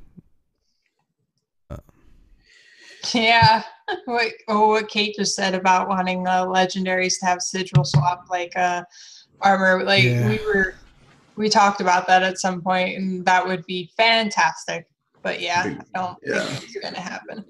I legitimately think that everything should just be able to swap, but like rare sigils are rare sigils, and runes are still going to be rare sigils and runes, and they're still going to cost a bunch.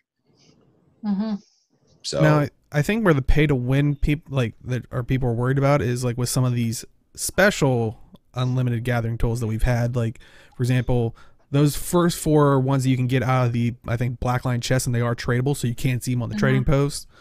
But the ones that actually some come with some of these unlimited gathering tools, like the Watchwork mining pick, you'll Glyph of the Watch Knight, gain a 33% chance to receive a bonus Watchwork sprocket, which, kind of just is what the pick normally did. The Lucky Dog harvesting tool, for example, Glyph of the Scavenger, gain a 33% chance to receive a bonus fine crafting material. The Infinite Unbound magic gathering tools, you'll get Glyph of the Unbound, rewards unbound magic while gathering. So, and if you do have any of these tools, visit a Blackline exchange specialist in any of the major cities, and they'll give you an updated version at no cost. So it's not going to cost you anything more. But I think this is where people are starting to worry that we're going to see these, these specific glyphs that possibly aren't going to be in the, tradable or something. You only can get it through these means. Yeah. I don't think that, like, you don't get a lot of unbound magic. Like, you get what, 1 or like 3 or 4 per harvest? It accumulates over time. Well, if you if you do I do my daily home instance, Right. So it kind of accumulates well over time, so that like if I need to buy a set of trinkets, like I'll have more than enough. Yeah, But it's one of those things where if you spend, an hour or so in any of the volatile magic zones, you'll outstrip anything that those tools Yes. Yeah, what I was gonna say was I got them right when they came out, and have been using them on my main character, and I had almost no unbound magic at all, and I have not spent any time farming in any of the zones to get unbound magic, and I have like 1,353-ish, something like that. So I don't know. I mean, it's enough and it's nice, and over time you'll get plenty, but it's not like I'm getting like 10 out of every node or something, Mm-hmm. And it's I already said earlier about the watchwork pick. I don't like, it's nice to have, but it's not like it goes crazy. Like this isn't crash the market kind of amounts. I mean, it works out like you have to go out and gather to make use of these things. I mean, they're upgrades to your gathering tools. Of course, you have to go gather, but that takes effort. Like it's kind of one of those things where you still have to go do things to get the stuff. Yeah. Like, sure, it's easy. You press F at a harvesting node, but like you still have to go find the harvesting nodes. You have to walk to them. It's not like you can just blip to every single individual one. We're not Tauren druids farming herbs as a bot in World of Warcraft. But well, I was gonna say in chat saying that they know they'll already be buying the volatile tools for the glyph. If I'm assuming they will, since we had the unbound ones. But the nice actually thing is, if you think, oh, I can only get these through the trading post and buying not the trading post, the gem store and buying these, they did say they plan to add more glyphs with future unlimited gathering tools. New bonus effects will be exclusive to the unlimited tool they're introduced with for a period of time. Mm-hmm. So after which they'll add it to the tradable Black Lion chest glyphs that we're talking about with the other stuff. So you could potentially get this without it might end up on the trading post type thing, like all these. So you don't really have to convert to gems or anything like that. It is fueled by people buying stuff from the gem store, of course, but it's not, Well, that and I don't know. Like, I look at the stuff and people, like when they started throwing all the home instance nodes into the Black Lion chest, did people really get super uppity about that? I don't think so. I mean, it's kind of the same thing. I mean, it's a set of nodes that you can just go to super easy. So it's basically like it's already in your pocket. You just have to walk into your home instance. Mm-hmm. So, and I agree with Extra Zone in chat is that efficiency is attractive to a lot of players, but still at the same time, you have to like go on a serious hardcore farming binge to really actively make these things super efficient on cost. Yeah. I think it's fine the way it is right now. Mm-hmm. It's value over time. Yep. The Black Lion board, the one I have is it like over time it pays itself in like I think a year and a half, I think it was. So like I still technically have not paid it off, but I'm kind of trading that value that I spend in gems for it. So. Oh, and apparently they're also available from the statuette thing. Like, that's nice. Oh, that's actually really nice. Yeah. They are available in Black Lion chests as a rare drop, I think it was. Yeah. So which, you know what?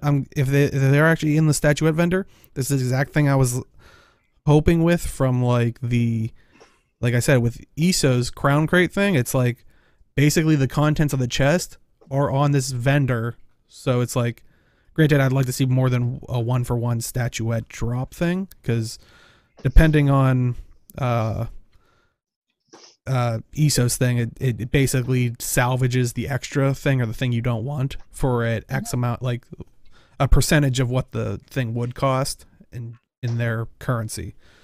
So you could possibly, if you maybe got a rare thing to drop or like a a very hard thing to get to drop, you could maybe salvage it for 3 or 4 statuettes or, whatever the number would be. So instead of just 1 every time. But it is there is an end game to it rather than, good luck to you. Yeah. But any other thoughts on the gathering system? I think it's a good quality of life change. Mm-hmm. Yep. Hopefully we'll see skin selling ones, maybe skin and glyph bundles instead of just the weapon attached, for cheaper than 1,000 gems. I'd say it's a solid QL change. Like, I agree with Age, and then it's also a solid monetization avenue. Yep. Like, I know monetization is a dirty word in a lot of the gaming space, but I think that this is a good avenue for them to go for it. Mm-hmm. And like you were saying earlier about you can't really gather and blip around because you'd be cheating, you'd probably be hacking. Speaking of hacking and getting in trouble, we're gonna be talking about people getting in trouble and getting the ban hammer. So this past week, we got some information about ArenaNet supposedly suspending 1,583 accounts involved with using illicit third-party software. They are suspended for 6 months at least, and not accepting appeals at this time. So, and that's kind of like the information we got. So, with that amount of information, everybody was perfectly fine. They were happy. They're like, oh, that's enough information for me, right? Except I'm just who got banned. Well, yeah. Wow. Well, even for the people that didn't, like, there's people stressing out of like, I only use this, I only use that third party, because there are third party softwares out there that are okay. Like, for example, in the past, it was what, Arc DPS. So as far as I know, Arc DPS and Gilbert's Hutaco are like safe to use third party applications, because Arc DPS works very closely. Like, the Delta Connected works closely with ArenaNet to ensure that it stays that way. So unless anything changes there, they'll probably announce it, if anything. But as far as I know, and Gilbert's Hutaco has been around for a long time. I believe that's like an overlay type of feature. So I think generally that's been okay for a while. So, but everything else, I don't know. It's up in the air. And and those are. Yeah. So I was going to say, so if you want to install any of the type of third-party software, just make sure, take the time to find out if it's okayed by ArenaNet. Like, it should say somewhere on the site that you're downloading it from the README, whatever. If you don't know, I don't know if there's a page that they say. I don't know if ArenaNet has a page where they say which third-party applications are okay, but if not, just like email support, forums, Reddit, tweet at Chris Cleary, find some way to find out. Yeah, I'm sure they would rather, take this a little bit extra time, so you're not having a 6-month vacation from the game that you probably want to play. Because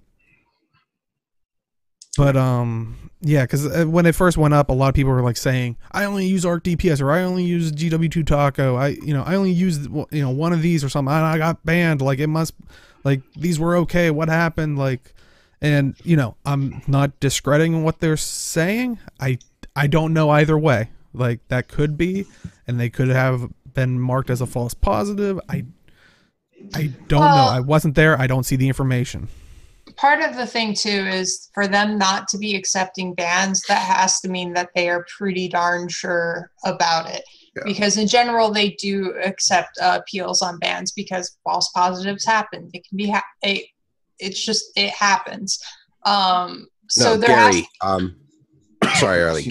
Gary, Taco and Arc are the only 2 add-ons that are explicitly cleared by Chris Cleary. Like, he officially posted. I know we talked about this before. Is that those are the only 2 that are officially cleared by ArenaNet to be used. Yeah, those are okay to use. Oh yeah, sorry. But yeah, so, and the other thing is, you have to, anybody who's complaining on any site or Reddit or whatever that they were falsely banned, like they could be telling the truth, but my experience in moderating forums and where this has happened is most of the time people who do that are lying through their teeth because they want people to get mad on their behalf. That's what they're going for. So I don't know. Yeah. As we get into like that Reddit post, it kind of gets interesting in that regard. But well, before we get to that one, there was an update to that portion because I think the Reddit post brings up a lot other kind of interesting stuff, but there was an update to it, and they did clarify. I think this was like yesterday or the day before. It was very recent, like. So it gave like, it felt like the whole week, but internet time, it felt like an eternity for people stressing out over it. Yeah. But they did say 1,516 accounts were suspended because we detected that the accounts were running Guild Wars 2 at the same time as one or more of the following programs over a significant number of hours during a multi-week period earlier this year. We targeted programs that allow players to cheat and gain unfair gameplay advantages, even if those programs have other more benign uses.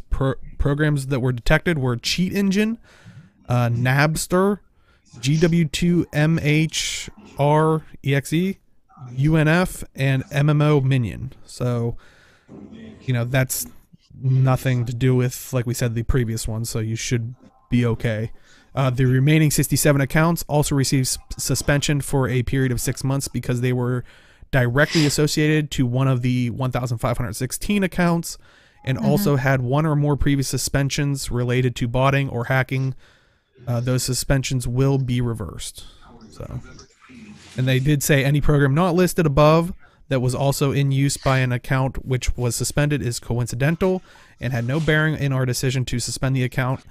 So, you know, if you have questions, contact customer support and all that stuff. But so, you know, possibly the people out there that are complaining like, I only have ARC DPS. Well, apparently you have one of these in the background somewhere. Yeah. Yeah. And it's one of those things where I think we were talking on the community Discord link in the description. Kate and I were talking about it one morning that it's when we didn't know what these things were, is that it's possible that there were modified versions of GW2 Hook, ARC DPS, Taco that people had taken, altered to become uncompliant. But now that we know exactly what's going on, I kind of agree. Like, even though I read the Reddit thread and the guy's like, yeah, I cheat in other MMOs, but I don't cheat in Guild Wars 2. It's, I mean, yeah, then it's really hard to believe that.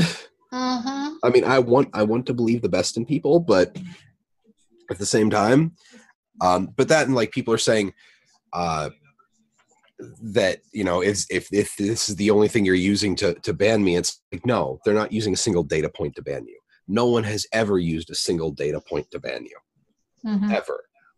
So. Well, that's one thing that Gail said in her post too, that this was over a period of time and that these things were running multiple times. So it's not like one time and you're gone, which is what I was saying. The fact that they're accepting no appeals means that they have enough that they're convinced that every single one of these is fine. So. Yeah. And then it's one of those things where do we want to get into the accusations of spyware? Well, I was going to say that kind of does lead into something that interestingly popped up on Reddit this past week, but even more interesting, it showed up about, like, someone posted about it like maybe a month or so ago as well, or a couple months ago on Reddit, and it kind of just didn't go anywhere. But now people are looking back at it. So apparently on Reddit, someone was talking about, with all this ban wave stuff, saying Arena was using we're scanning all of our computer processes for these bans. So supposedly in one of the updates, and I say this supposedly, this is what someone's, you know, alleging. I haven't seen the the actual data files, but supposedly ArenaNet silently shipped a spyware component as part of one of their updates on March 6th that submitted hashes of all processes running on your system to their servers, compromising your privacy. And this is the person saying it, compromising your privacy, degrading your system's performance, as well as potentially flagging a bunch of innocent users to be banned, which the innocent users part to be banned doesn't seem to hold much water right now. I mean, with the information we're getting on both sides, but the purpose of the component is most likely to flag users for the ban wave that just hit. So this post kind of happened in between there. I don't know if they ever had a response once they had their response of like, no, these are the reasons why we banned them. They're like, oh, yeah, they were bad people. Yeah. But yeah, I'm kind of curious of your guys' thoughts on this potential, basically spyware component being, possibly issued. I want to stress that enough. I personally haven't seen it, but I kind of want to go last because I'm going to be very detailed. Well, I was gonna say, since you guys might know, like, is there anything we need to know, like vocabulary wise, like, almost like this is explaining common. like a 5. Okay. This is really, really, really common. Steam does this. World of Warcraft does this. Basically, every major online game that has any kind of competitive nature does this. And this is not them using any kind of hacking. These are standard Windows libraries that let you see, like, none of this. Like, if this was seen as some kind of big security issue, Windows would patch it. Microsoft would patch it. Microsoft gets a lot of shit for security holes, and what James Vista is saying in the chat, as long as they're not selling the data, as long as it's not included with anything that identifies you in real life, if this is tied Just to your like account your name, account. Yeah. if this is tied to your account name, they can get that. Your account name does not identify you. Also, the other thing with ongoing games is your account does not belong to you. Like, it can be taken away at any time. Yeah, the terms of service, it's basically you're renting the software. You said cheat, you're banned. Yeah. Yep. I want to explain a little bit about how generally websites and things secure information such as passwords. So when you log into your account, like let's say you're logging in Guildwars 2, put in your email, you put in your password. That information, along with like the client that sent the information, is sent to the servers, and it goes like, oh, okay. So it checks the email, checks the database, see if your email's there. If it doesn't exist, it goes invalid email or password. Doesn't tell you which, because that just compromises. It gives more information to someone who's trying to hack into your account, like which one's bad. Which frustrates me because I forget passwords all the time, and I'd like to know which one I'm forgetting because I don't know. Sorry, that's just the way it is. So let's say your email was good. All right, so it checks the password. Now, the password that you send to the server gets hashed. Now, what hashing does is basically it's not really encrypting it, but it's transforming it into like a string of letters and numbers in order to make it unintelligible to the human eye. So what happens is that they attach a salt, and a salt is a string of other letters and numbers to attach to your password, and then they use an encryption algorithm in order to secure your password. So at account creation, that's what happens. So it takes your password, it takes a salt, attaches it, and then it encrypts all of it, and it puts it in a database. So it's just a string of letters, words, uppercase, lowercase, whatever.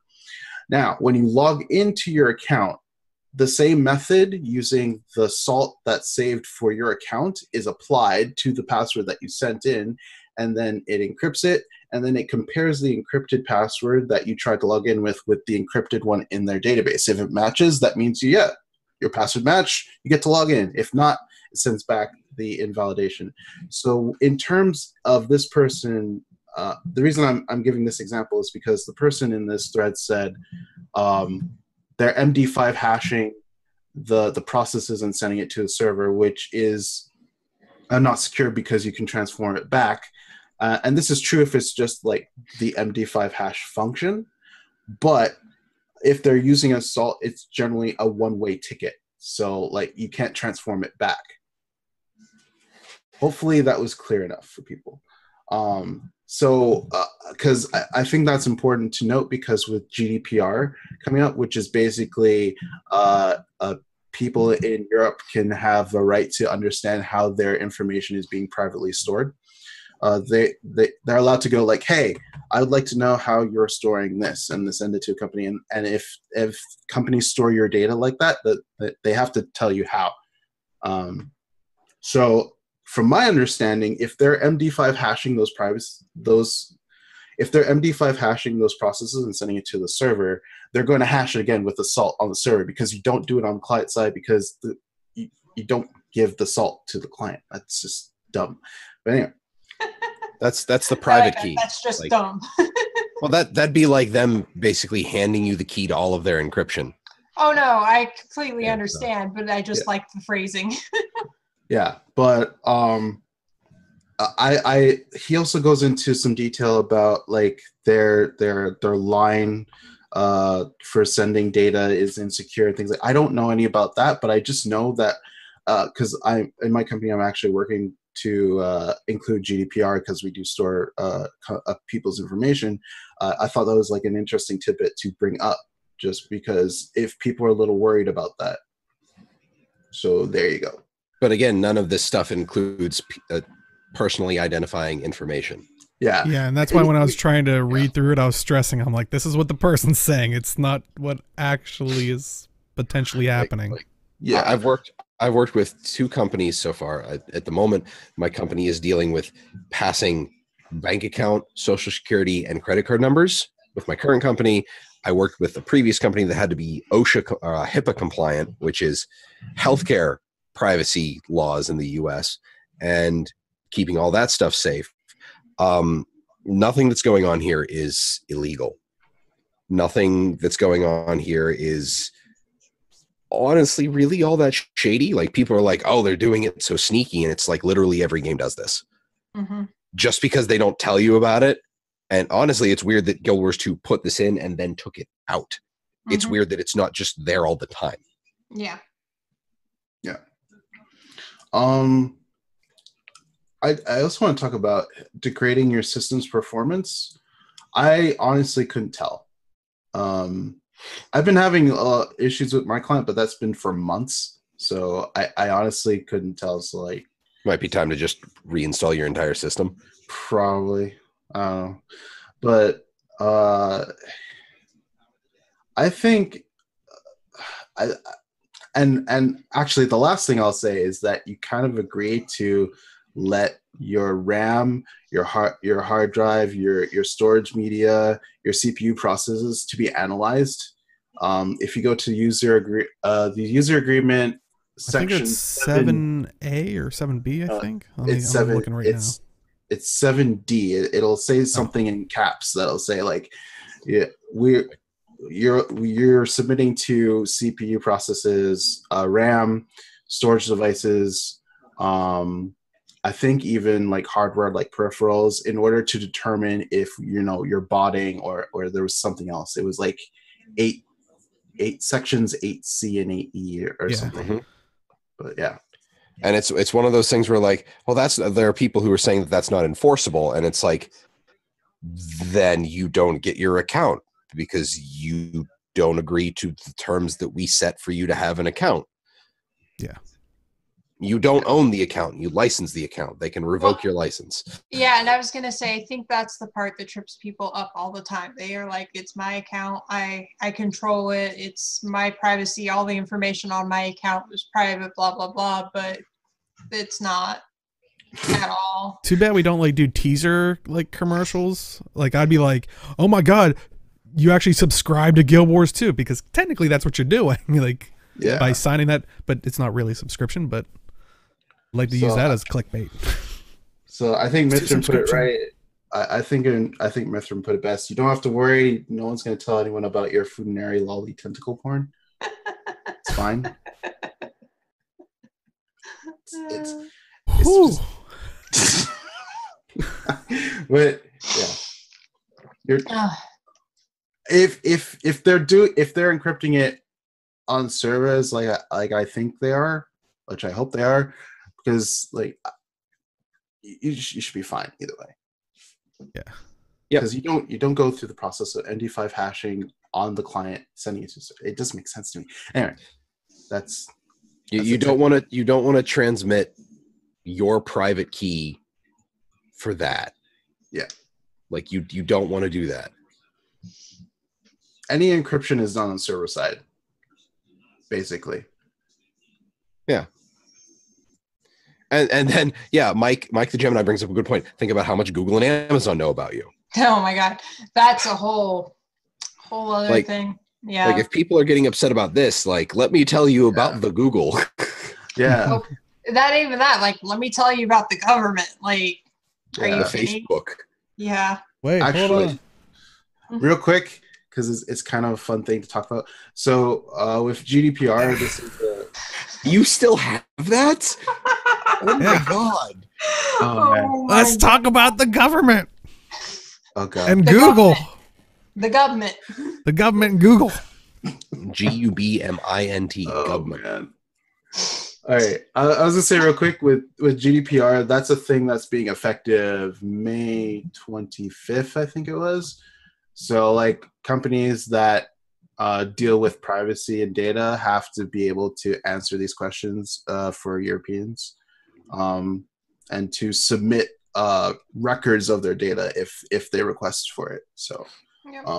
I thought this was that because that's kind of the reason I like this Reddit thread, just because like the implications of GDPR for games, because I haven't really thought about it for games in of itself, like what private information you send for your client to servers and things like that. So I got an email I can't even remember what it was, but I was asking that I needed to opt into this thing because with the GDPR changes, they had to comply, but they also realized that it wasn't something that they had in effect beforehand. So they're asking all their users to opt in, and if you don't opt in, then they're going to just get rid of your account. Because they said moving forward, if you don't have this thing active, we can't help you. Like there's nothing we can do for you. yeah, I can remember what account it was. It's basically the ability for you to uncheck the user agreement, right? Yeah, I think so. Something like so they made it easy. Like companies have to make it easy enough to basically do that. Yeah. But you know what? Any final thoughts on that? I mean, keep banning cheaters. Yeah. Nope. I would like to say Pretty much. Like the dude cheats in Final Fantasy and what was it? Path of Exile? Yeah. And he actually uses one of the things that are in it listed. I'm like, well, that's what you were caught for. Yeah. Well, to me, that's just like somebody who's like, I cheated on my other girlfriends, but I don't cheat on you. It's like, right. I mean, to be fair, that does seem very, like really, come on. Like, but if they don't, and they don't have it running while they're playing Guild Wars 2, because it seems like that's how they're catching people. It has to be running at the same time. That was one of the supposed requirements they're telling us. Yeah. If they are only doing it in Final Fantasy or one of the other games, I would argue that it would be okay in that aspect, because I don't think that they should be policing for someone else's game kind of a thing. Yeah. Like maybe they should notify them, like, hey, heads up. She said in her post that these things were running while Guild Wars 2 was running. Right. And that's the problem. That's kind of the catch-22 there, because like the program was running. So let's say this person opened Path of Exile. He run the cheat engine thingy, and then he's running it for Path of Exile, and then proceeds to play Guild Wars 2 for like 4 or 5 hours. The both are running at the same time, but technically the cheat engine wasn't interacting with Guild Wars 2. So I was honestly wondering if that's how they banned these people, or was it that the cheat engine was interacting with Guild Wars 2 and they caught that? That was I don't know how hard it would be to detect if it was interacting with. The thing there is you'd first detect for the programs running concurrently, and then you'd have to look at input. Because one of the common things when you're doing anti-cheat is to look for the intervals between input. So say someone is trying to execute a skill. If they are executing a skill X milliseconds after it comes off of cooldown, exactly, time after time after time, clearly they are either a robot or it's a bot running the game for them. Yeah. So it's one of those things where finding out that these programs are running concurrently is the first step. And honestly, with the number of people being banned, and like I said before, there's more than this one point of data that informed their decision. It'd be great if people just didn't cheat, so we wouldn't have to talk about this in general. Maybe I feel like we've said that every single show. Yeah. It'd also be great if bacon grew on trees, but I don't know if I'd be okay with that. Now I have a very sick picture in my brain. If it tasted just like real bacon, there would be no killing for bacon, and it'd be great. And then you could grow your own bacon. I mean, you're killing a tree, to be fair. No, because then bacon would be like you do fruit. You don't kill the apple tree to get apples. But then bacon would be vegan if it grew on trees. So? I could be vegan. Anyway, what are we talking about? I don't know. Gem store, go. Actually, we still, but if there's any more thoughts on that, we definitely will talk about it on in YouTube or during after show or whatnot. But we still have some stuff to go through. But you know what? You don't have to. Yeah, I know. You don't have to, Arena. You don't have to look at my computer to find out that NA is better than EU. Woo, USA! Even though it's backwards on the screen. And including Canada and Mexico. This is North America. Thank you. Yeah, no problem. But Canada is the hat and Mexico is the pants, right? Yeah. America. Oh boy, are we gonna probably anger so many people throughout this whole podcast. Oh boy. But yeah, this past last Saturday, the Mighty Teapot was putting on the Elitist Rating Party 2, and the winners of that, the guild was MNF, and they took the crown. And surprisingly, they were kind of the complete underdogs for, this whole thing. But what was the actual name of their guild? I can't remember. I cannot remember either. QED, if you're in chat, please help. Yeah, I was gonna say I know QED entered. I know that's why he wasn't here yet last week. It was a play on Death and Taxes, and I can't remember what it was. Oh, it was faxes. Yeah, it was something Death and faxes. Nah, can't remember. Wait, I need to turn my Wi-Fi back on. But yeah. But while you look for that, it was kind of awesome because the stream for the tournament, day 1 reached 4,000 plus viewers, and on day 2 reached 5,000 plus viewers. So, wow. Awesome job to everybody that participated. I mean, even if you didn't win, I mean, you were part of, I think, one of the biggest GW2, viewer streams. Even when they announced like one of the expansions, I don't think it was. Did it reach that much? I'm not sure. No, I don't think so. Like, I heard it was I haven't watched all of it yet.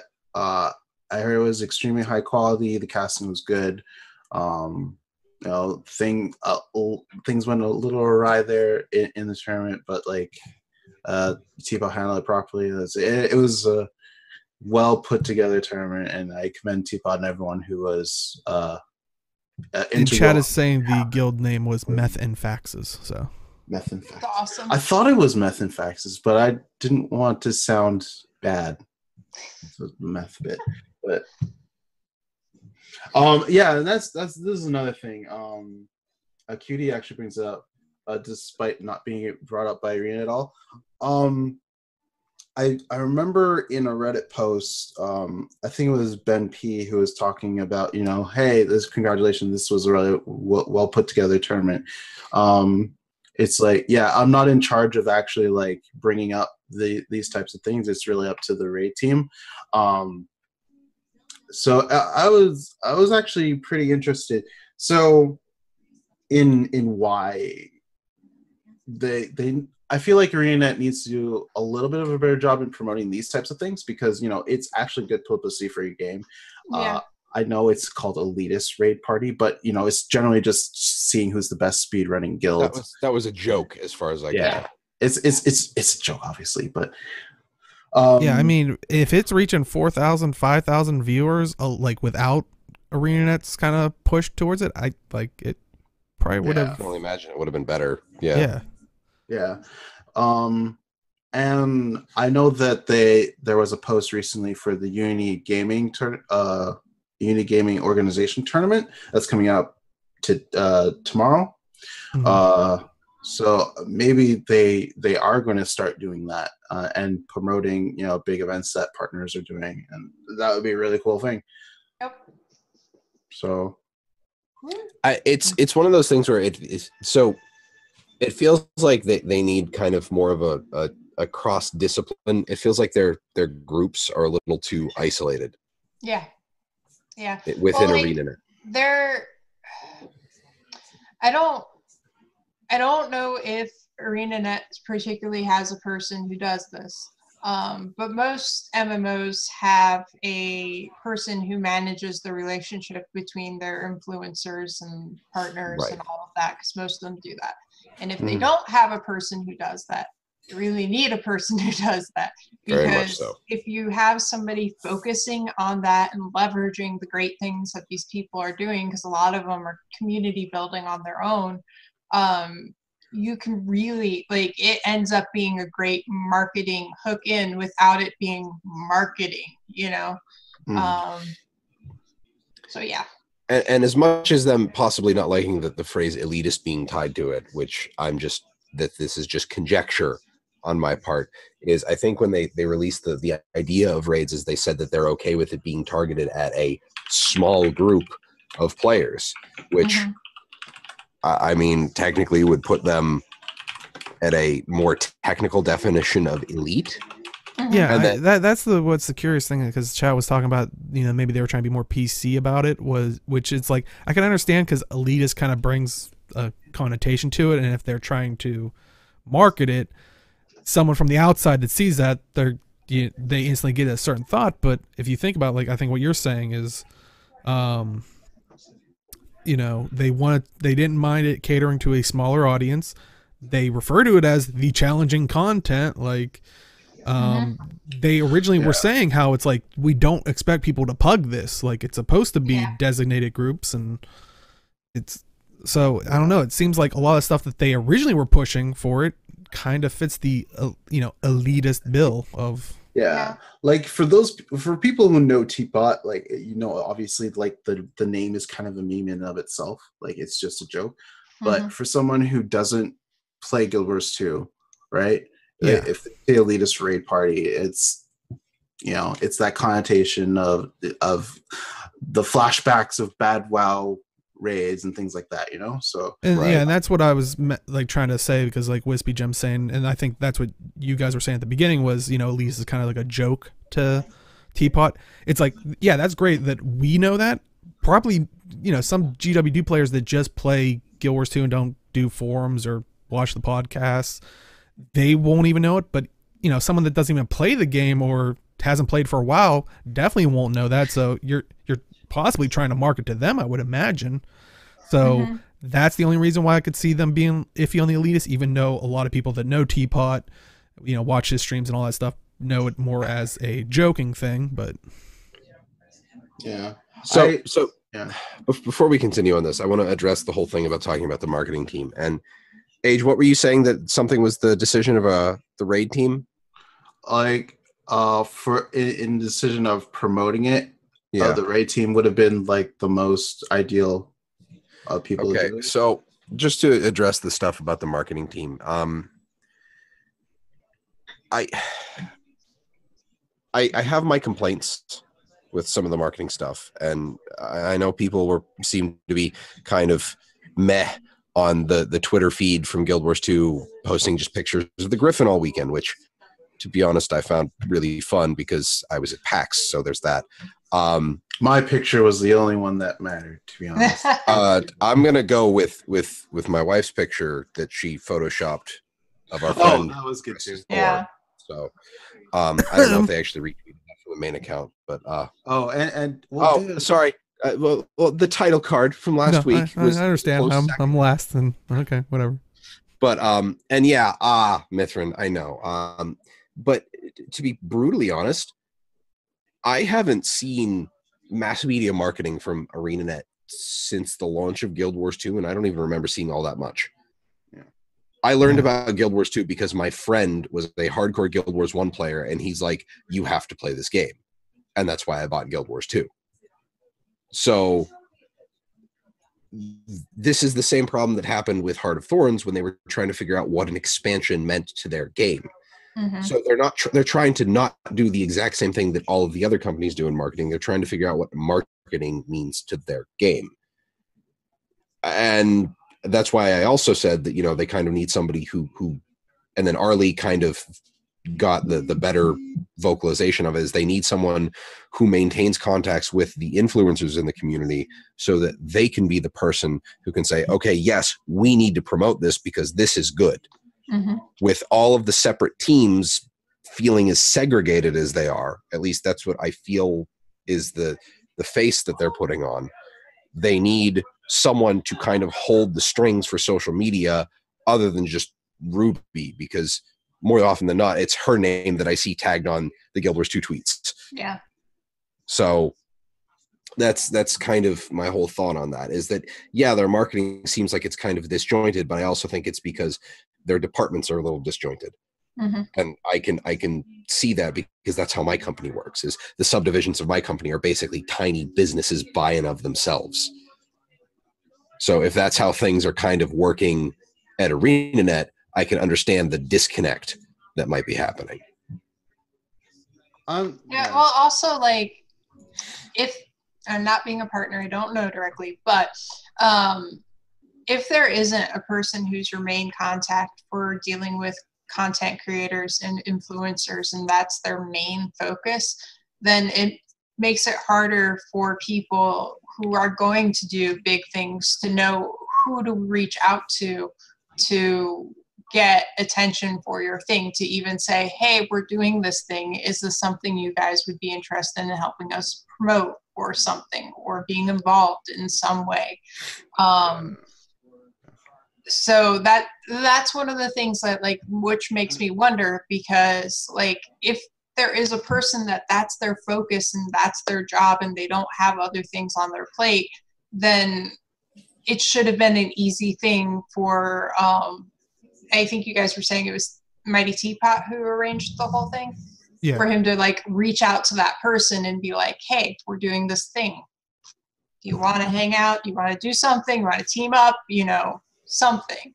Because otherwise, you know, you're reaching out to random raids team devs or whatever who may or may not have the ability to do anything with that. And QED is saying Teapot did contact ANET beforehand, so I don't know. So too, yeah. I don't know who he contacted, but yeah. So I feel like there needs to be one person, not just for partners, but for anyone who's having, like, a big Guild Wars 2 event, and just have that point of contact. Because I know some partners have, like, you know, the people that they know who to talk to type of deal, but there's no, like, clear point of contact for let's say for us, if we wanted to host, like, a big Guild Wars 2 event, I don't know, we would contact support. I don't know. Yeah, guys, where's the category for hosting a big event in the support ticket? Well, I guess support. Honestly, like, I can't, like, unless I'm tweeting at them, I guess, for a retweet or something like that. But yeah, it'd be kind of nice if there was, like, a blog post or like a retweet. Something. Just, like, a little bit goes a long way. Yeah, well, like, if we were doing something, I'd honestly reach out to Ruby, but, like, I don't know if she's the right person. Like, I know she has her hands in a lot of things, and the other problem with that is, like, if you're in charge of a lot of different things, it's easy to miss something. Right. So that's why I'm saying I wish there was a clear, obvious person for content creators and partners, influencers, everything, to be like, this is who we talk to. Yeah. And honestly, kind of like what Westby Jim is saying, you know, get partnered and then you get into the partner Discord. Otherwise, good luck. And honestly, that's a problem, just because if that's how they want to operate, you're not getting new blood to come into the game. You're not getting new YouTubers or streamers or whatever. Like, I mean, this they even said they wanted their marketing to be the players be their voice pieces, their mouthpieces. But if they're not gonna have that infrastructure, then, or that wall where it's like, and I'm not saying they have to promote, tweet out, they go to, Twitch and search Guild Wars 2 and be like, okay, let's just, tweet out every single like, don't do that. But, like you were saying, even if they're not a partner, and maybe they're doing a bigger event, and if they contact you, don't, maybe if you seek it out, that's a bonus. But if they contact you or know someone that can contact them, that would be nice as well, even if they aren't a partner or whatnot. Yeah, I send an email. That's what I said. Like, send an email support, if anything. Like, and they'll redirect it, I guess. But what was I gonna say? It was one hand. Oh yeah. So I know Roy. For those of you who don't know, he's been shoutcasting UGO. He's going to be shoutcasting with Wooden Potatoes, a tournament we'll talk about in a little bit. I know Wooden Potatoes also doing like a Audible type of thing with the Guild Wars 2 books and things like that. He has like a few projects going for himself. I probably wouldn't have found out about them if I didn't see the tweets, but yeah. It's I feel like showcasing some things that the community is doing is a really good way to do it. And a lot of people post on Reddit, like all the events they're doing. Forums too, as well. So trying to help a little bit, like I say, goes a long way in terms of like a just retweet or maybe a blog post of what events are coming up in the month, stuff like that. Yeah. But any other thoughts on basically the Elitist raid party, or I guess we kind of stemmed into the marketing thing in general? And they finally won something. Yay. The first of many. Now, if only they could do something in League, I'd be happy. God. I'm just we should just hand it over to the Koreans or China. Let just Korea and China just fight it out, and that's it. It's pretty much what it turns into every Worlds, but that's a different game. Yeah. Yeah, and I've heard other podcasts getting yelled at by talking about other games. Hashtag GW2 podcast family. Represent. Anyway. North South Korea. But like Chat was saying, according to Reddit, this is already a dead game. Well, you know what could help save it? If you spend a little money in the gem store. Speaking of the gem store, thank you to always Duffy.net. Check out Duffy.net so you can spend your gems more wisely. First up, we have the Shifting Sands mining pick. It is 1,000 gems, and it, I guess, now provides you the glyph, the unlimited gathering tool, and the skin itself. But the glyph of bounty for it will be 33% chance to gain an extra strike while gathering. Yay. Isn't that literally what I just said would be a great thing to add as like an in-game one acquiring? God damn it. I didn't say anything because I wanted to wait for this moment. Oh, if only you could see my facepalm. But are any of you potentially picking it up, or even Chat as well? But I'm good with tools, so I bought a fancy set of dice at PAX. I'm not going to be buying anything fancy. Oh, you got dice too? Yeah. Oh, are they unlimited? I don't remember. No. Oh my god. I mean, technically, because I don't think I can run out of rolls on a die. Arlie, they're on my Twitter feed. Go look. Oh, okay. But yeah, so you can pick it up for 1,000 gems, and I don't think it's cool. Once again, the issue, and this is the pick I was talking about, was they released this at the same time as that quality of life update, and so it's like there's no, like, it's not a skin, so maybe it was just two teams working at the same time. So hopefully going forward we see like a skin pack or something. But yeah, because I personally, my limit was 2 sets. Like I can't imagine going higher, but some people can. 2 sets. Yeah, exactly. But yeah. I mean, it's cool looking, definitely. Yeah, definitely. But yes, you can definitely pick that up for 1,000 gems. Also, in the Blackline chest, if you are one of the lucky ones, you can actually get the Celestial Compass, which is a focus skin. It is an uncommon drop from the Blackline chest. So, good luck to you. Yeah, that's focus skins are like not overly great, so but this one is, and I'm kind of want it. Yeah, there's very few really awesome focus skins in my opinion. So. What are you talking about? Ambrosia, the only one you ever need. That's one. I said there's few. Very few. You don't need another. I don't know. I mean, the Gen 2 Legendary is pretty awesome. Yeah, that's another one. But yeah, I do like the focus, the Halloween one that I think Constitution's talking about. The what was it, Mad King's Fist or something? I don't think it was that, because that could be wrong.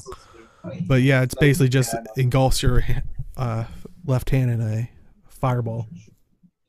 But yeah, definitely some cool options out there. And here's another one if you are lucky enough. Are any of you trying to go after it? I have to buy keys. Yeah. Maybe. Ooh. I might buy my customary 5 keys. And then if I get it, I get it. If I don't get it, I don't get it. And then I'm fine with that. Touch of Madness. That was the Mad King. Touch of Madness. Okay. Yeah, mine was probably a lot worse to ever put on. My name for it was a lot worse to put on the line. Mad King's. Never mind. So yeah, you can definitely pick that up. But also, we got a new weapon set. The Inquest Mark II weapon skins. You can see them here. They are 1 Blackline claim ticket each. And so, grab them up while you can. And I mean, these ones are pretty nice looking. I might actually have to pick up a couple. Actually, yeah, all that dagger. It's really good. I actually can't see myself using them. I mean, I like them, but see, that's the problem. I can't see myself using, but I just want to get them. that's like. Oh, that greatsword is really good too. Constitution, they probably have like nifty particle effects, but I don't know if they have auras, because that tends to be the realm of legendaries. Yeah, I'm not sure about auras, but I would say that I would know what I'm talking about, but I can't even watch the stream. I'm just in chat and in the meeting at the moment. So it's like it's like Moto and the Inquest got together. Yeah. And weapons. So they're Super Adventure Inquest or Super Inquest Box. I mean, they kind of have that Sab feel a little bit.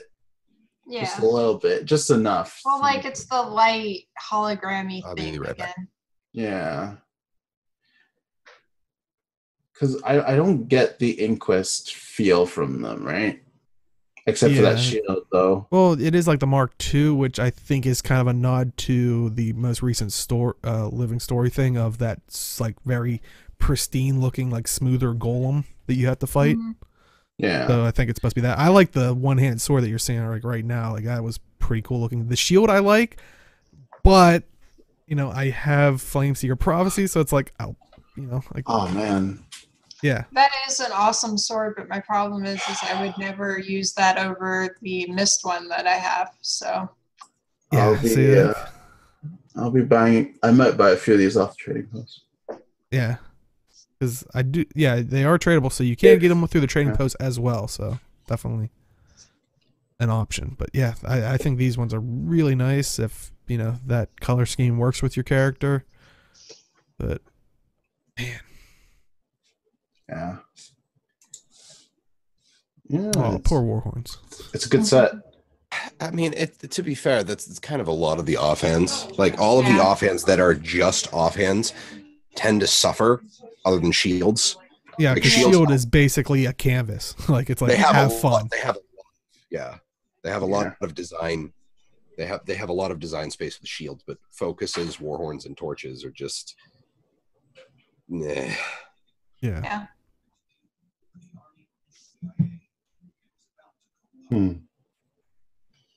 Yeah, decent set overall. Mm-hmm.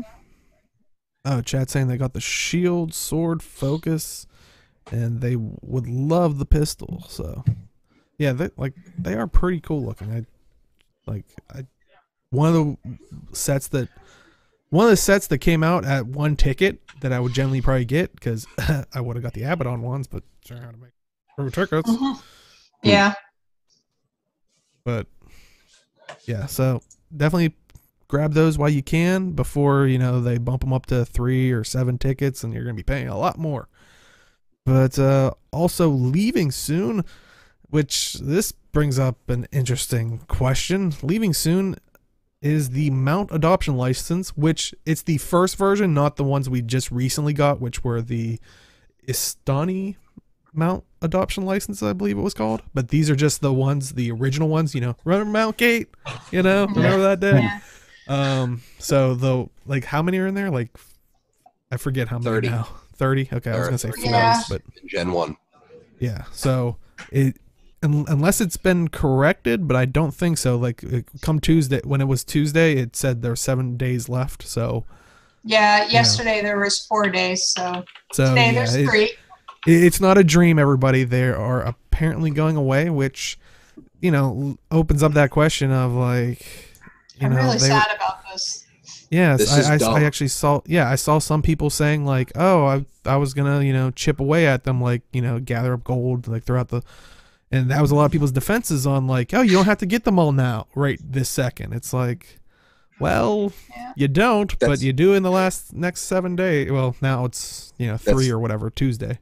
Mm-hmm. Like the chipping away thing is literally the only defense for this entire thing, and it's something that even I brought up previously after watching Wooden Potato's initial reaction to Mount Gate, is that it is a good long-term monetization process that they have this mount license and they just add things into it. The fact that the Gen 2 mounts were on their own separate license kind of pissed me off, because they've also stated that, yeah, our gem store isn't really great for having a bunch of items in it, so here's another item. Like, stop doing that or fix the gem store. And if people are wondering, like, I'm sure like most things on the gem store, it will return in some fashion or whatever, like bring back the thing. It's just probably gonna go away for a couple months, however knows. It upsets me because I was buying like basically 1 a month essentially, because that's what I could do. And I didn't mind it because I was like, eventually I'll have all the mounts. I'll get the ones that I want. No big deal. But like now that they're taking them away, it makes me not even want to buy more before it goes away, because I might still not get the ones that I really want. And I know that maybe I'll never get them now because it's going away. We don't know if it'll come back. And because they're terrible at letting us know when stuff is going to come back to the gem store. It's and I think I said when we were talking in our channel about it, is it's disincentivized me to buy more of them right now. I know like they're kind of going for the, oh no, it's going away, we better buy a bunch real quick. But for me, it's just like, well, I could do that, but I still might not get the ones that I want, and that's frustrating. Whereas I didn't mind over time because I knew eventually I would get it. Yeah. And I kind of agree with what everybody's saying, is like that was kind of like the one defense of it, like, oh, you can take your time. It's like, well, as long as you like, hey, you can really save up for those mounts whenever they bring them back next time. Like, you don't know when though, so yeah, whenever next time is. So yeah. Yeah. But I just don't know. I think like what Jim said, I think we've said in the past, if this is gonna be your backbone, you gotta find a better way to, like a better version of the gem store, like that can hold more things or something like that. Like I said, I've talked about, you can fault Rift for whatever you want, but Rift knows where its money's being made, and you can basically get pretty much anything, in there, except if it was meant to be a limited thing. Like, I don't think they're hurting for space. Like, there's so many categories you can get lost in. I don't, know which set was that it, far. Which set was it? Was it the Phalanx set? Because I would have waited 2 years for that. Also, Constitution, I love how I'm the only person that you used my real name for. I appreciate that. I love how I'm the anchor name in that consulting agency, too. Yeah. Oh, the Strider set. Okay, Zachryox. But I mean, it's like I get that you don't want to put too many items in the gem store because of performance issues. Then don't let people open it from I don't think it's just performance issues, because even now, like, I know sometimes when I'm going into the gem store and I'm looking for a specific thing, I pretty much never remember what category it's in, just because I'm a forgetful person. So then, like, going through each thing and trying to find that one thing is an annoyance. So I get it from that aspect, but that's why, like you were saying with the mount adoption license, it was a perfect thing that you could just keep adding to it, and then it would stay relevant, and it wouldn't add more things to the gem store itself. Sorry, I'm enjoying chat, and they're coming up with our consulting agency, apparently. Yeah, they want us to be consultants for ArenaNet. Oh man.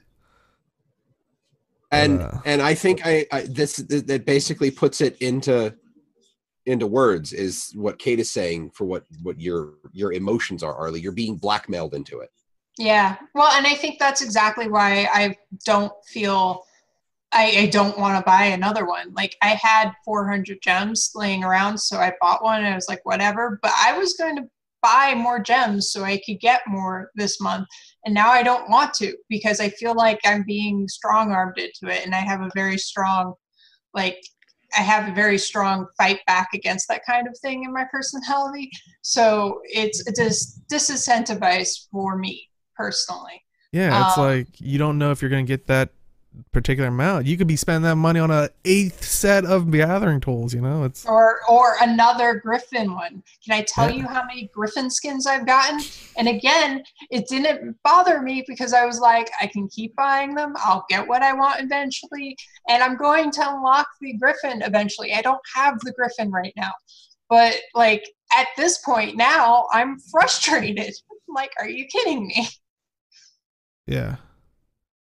It was definitely an interesting decision when I saw a Reddit post, and then I was like, no, I have to confirm this. Maybe they're just misreading something, but no, I was like, wow, they're removing them, which it's like, I'm surprised but not surprised, because it's like all items cycle through on the gem store, but I just felt like these should have been more of a staple item. Yeah. No, they're not implying Constitution. It's just they're not saying when they will come back. Yeah. So that's the problem, is that they're really bad at communicating when things will come back. And Wispy, people do have a problem with Overwatch doing it. Oh, yeah. People hate the fact that there are skins that just exist for a brief amount of time, and they only have a brief amount of time to get them from loot boxes, but they get a legendary, but it's one of the baseline skin legendaries that, for whatever reason, they just still keep getting. So it's one of. Actually, I think they've gotten a little better about that. Well, this was I only ever played before they fixed the loot system. Oh, okay. Yeah. Yeah, it was a big deal. Yeah, I definitely think they're going to be bringing these skins back. I mean, it's it's going to be like any other item, but it felt weird for it to be the mount skins. I mean, maybe it's because of all the mount gate behind it, but I don't know. And that was one of the things that Kate is mentioning that I had a problem with the RNG box, is that you can complete the story for Path of Fire and never touch the Jackal or the Griffin.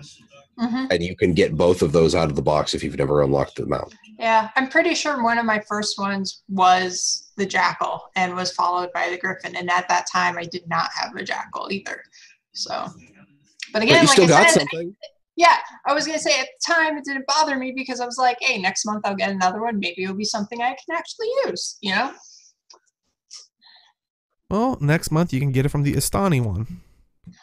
No. Or you could just spend 1,200 gems, spend 3 months worth of saving on the one you want. Oh boy. That's Hey, look at face that I'm can used of to worms seeing over about there. But yeah, we can further talk about that during after show or YouTube as well. I'd love to hear everybody's thoughts, and in the end, let's try to see both sides. Like I said, it feels weird, but last up in community corner, so we have the Miss Challengers PvP tournament, and that is going to be May 5th, and it will be shoutcasted by Roy and Wooden Potatoes. So gold for everyone, even if you lose the first round. Really? Even if you lose the first round, I can do that. I can do that. That's the only way. PvP. That's so. So increasing, of course, you're gonna get increasing the gold the further you get in the tournament, or you can just lowball like me and just be like, well, I'm fine with round one. The top 2 teams from the challengers bracket will be allowed the opportunity to participate in the second bracket, the Invitational, where they will join the top 6 teams across both NA and EU, where these 8 teams will be battling it out for a prize pool of $2,000. Woo! Man, maybe I will try. Well, if I even go in there. Worst case scenario, round 1, I'm good. Let Deo sit on trap. I don't know what that means, but I'm game. Oh man. It's an acronym of Oliver. You can point and click. I believe in you, Dale. Yeah. But yeah. Any thoughts on the tournament? I mean, I know some people were talking earlier about how Arena is actually, tweeting out this one supposedly more so than, the raid one, which I don't think they tweet out this one. They tweet out the next one. The next. Oh, my bad.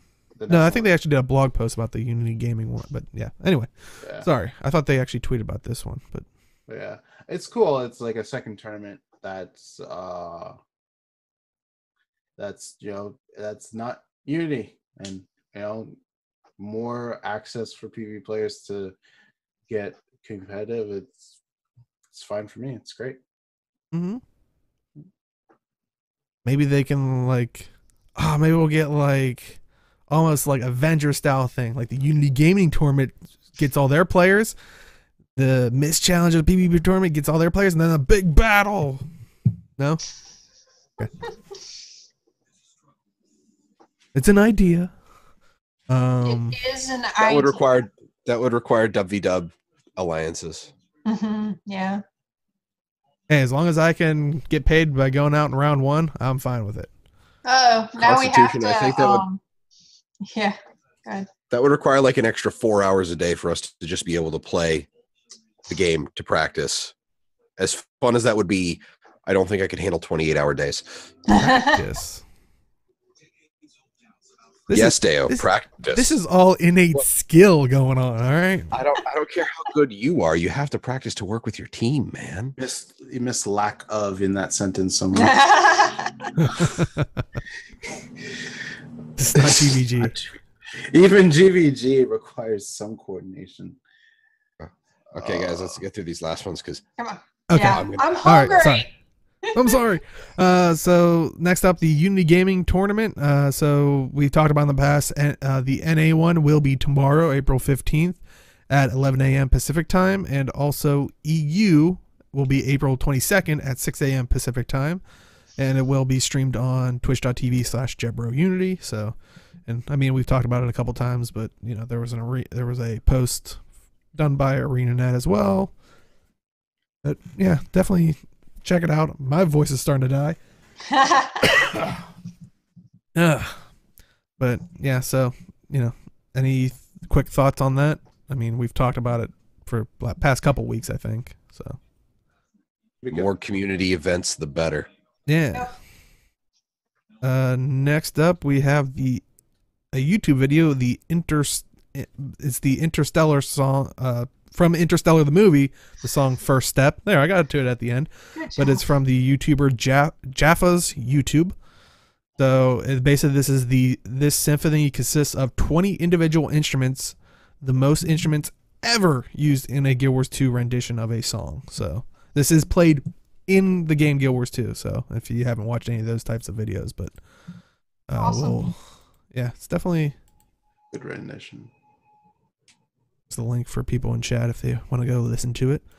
But yeah, definitely it sounded pretty cool, and I know a lot of people are like, "Oh, this is my favorite song. This is so awesome to hear," and so yeah, definitely awesome. I can't wait to hear more. Yeah, Interstellar was a really a fantastic movie, and the sound that theme during pinnacle moments in that movie would just made it 10 times better. So I've yet to see it. You should see it. It's really good. Yeah, I haven't seen it either.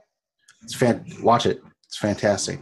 I'm just thinking now, how meta would it be if, next expansion, instead of having an orchestra like they always show them in the soundstage, what if they had the sound being developed, played by the people in game? That'd actually be pretty impressive. Yeah. But I don't know. I just thought of that. I'd be like, that'd be pretty funny. But anyway, that is it for this week. So, I know we're gonna have the problem with the close-up things. Age, while you have the gym thing on, Age, where can they find you? You can find me on Twitch and YouTube at Age Night Road. I didn't stream a lot this week. I was half tired / getting back to work, but I'll try to get back into it. I was supposed to put out a vlog a while back. I did not do that. Sorry. I will. I'll put out one soon-ish. I do need to talk about YouTube stuff because YouTube's kind of irritating me a little bit. YouTube's irritating everybody these days. Yeah, but yeah, we'll talk about that in the vlog. But yeah, if you guys are interested in that, watch that. Otherwise, come out on streams where I try to do stuff and things, and I probably die and get frustrated. So yeah, there you go. Awesome. And Arlie, where can they find you? Twitter Arlie82. Also on Twitch at Arlie82. I've actually been streaming a little bit more regularly. I don't have a schedule. It's literally pretty much when I feel like it. So yeah, best thing to do is follow me on Twitter because I always post there when I'm going to stream. And so I've been doing the WoW Alpha. I've done the Living Story in Guild Wars 2 recently. I'm going to do Dauntless tomorrow, I think. And there's other things. So yay. Awesome. And now I already know, because I don't think Jim's ever been in this position, so he doesn't have a lower third. But Jim, where can they find you? I'll take that title as Sir not appearing in this film. Thank you, Whiskey. You can find me on Twitter at MelthanisMMO. You can also find me here on twitch.tv/TalkingSkrit, live on Wednesdays at 7 p.m. Eastern Daylight Time for our Zero to Hero PvP night. I am contemplating holding off on my placement matches until Wednesday night, just so we can see the rage, because we usually get at least 2 to 3 AFK players on our team for placement matches. And it's always fun to see people raging in chat, because people get damn salty. But I hope to see you all there. Have a fantastic evening, though. Awesome. Oh, also random conversation in the community Discord, because I want to plug that before Deo gets to it, because I want to steal some thunder. Son of a... All right, and you can find me at simply_Deo on Twitch and Twitter. And if you are just popping at the very end, do stick around. We do a bit of an after show. And Constitution, if you're wondering, the Discord link is in the information down below. But yeah, we'll throw you a link here in a second after we wrap it up. But yeah, thank you everybody for coming out, and I'd like to thank this week Serene Virus, 7-Bit Brian, Shadows of the Dragon Podcast, Jaibu Cool, That Chevron, MMO Inks, and Moonkiller NV for the host this week. And if you want to watch us on YouTube, we put this up on Sundays at noon Eastern, 9 Pacific. And as always, we will see you in the game. Good night, everybody.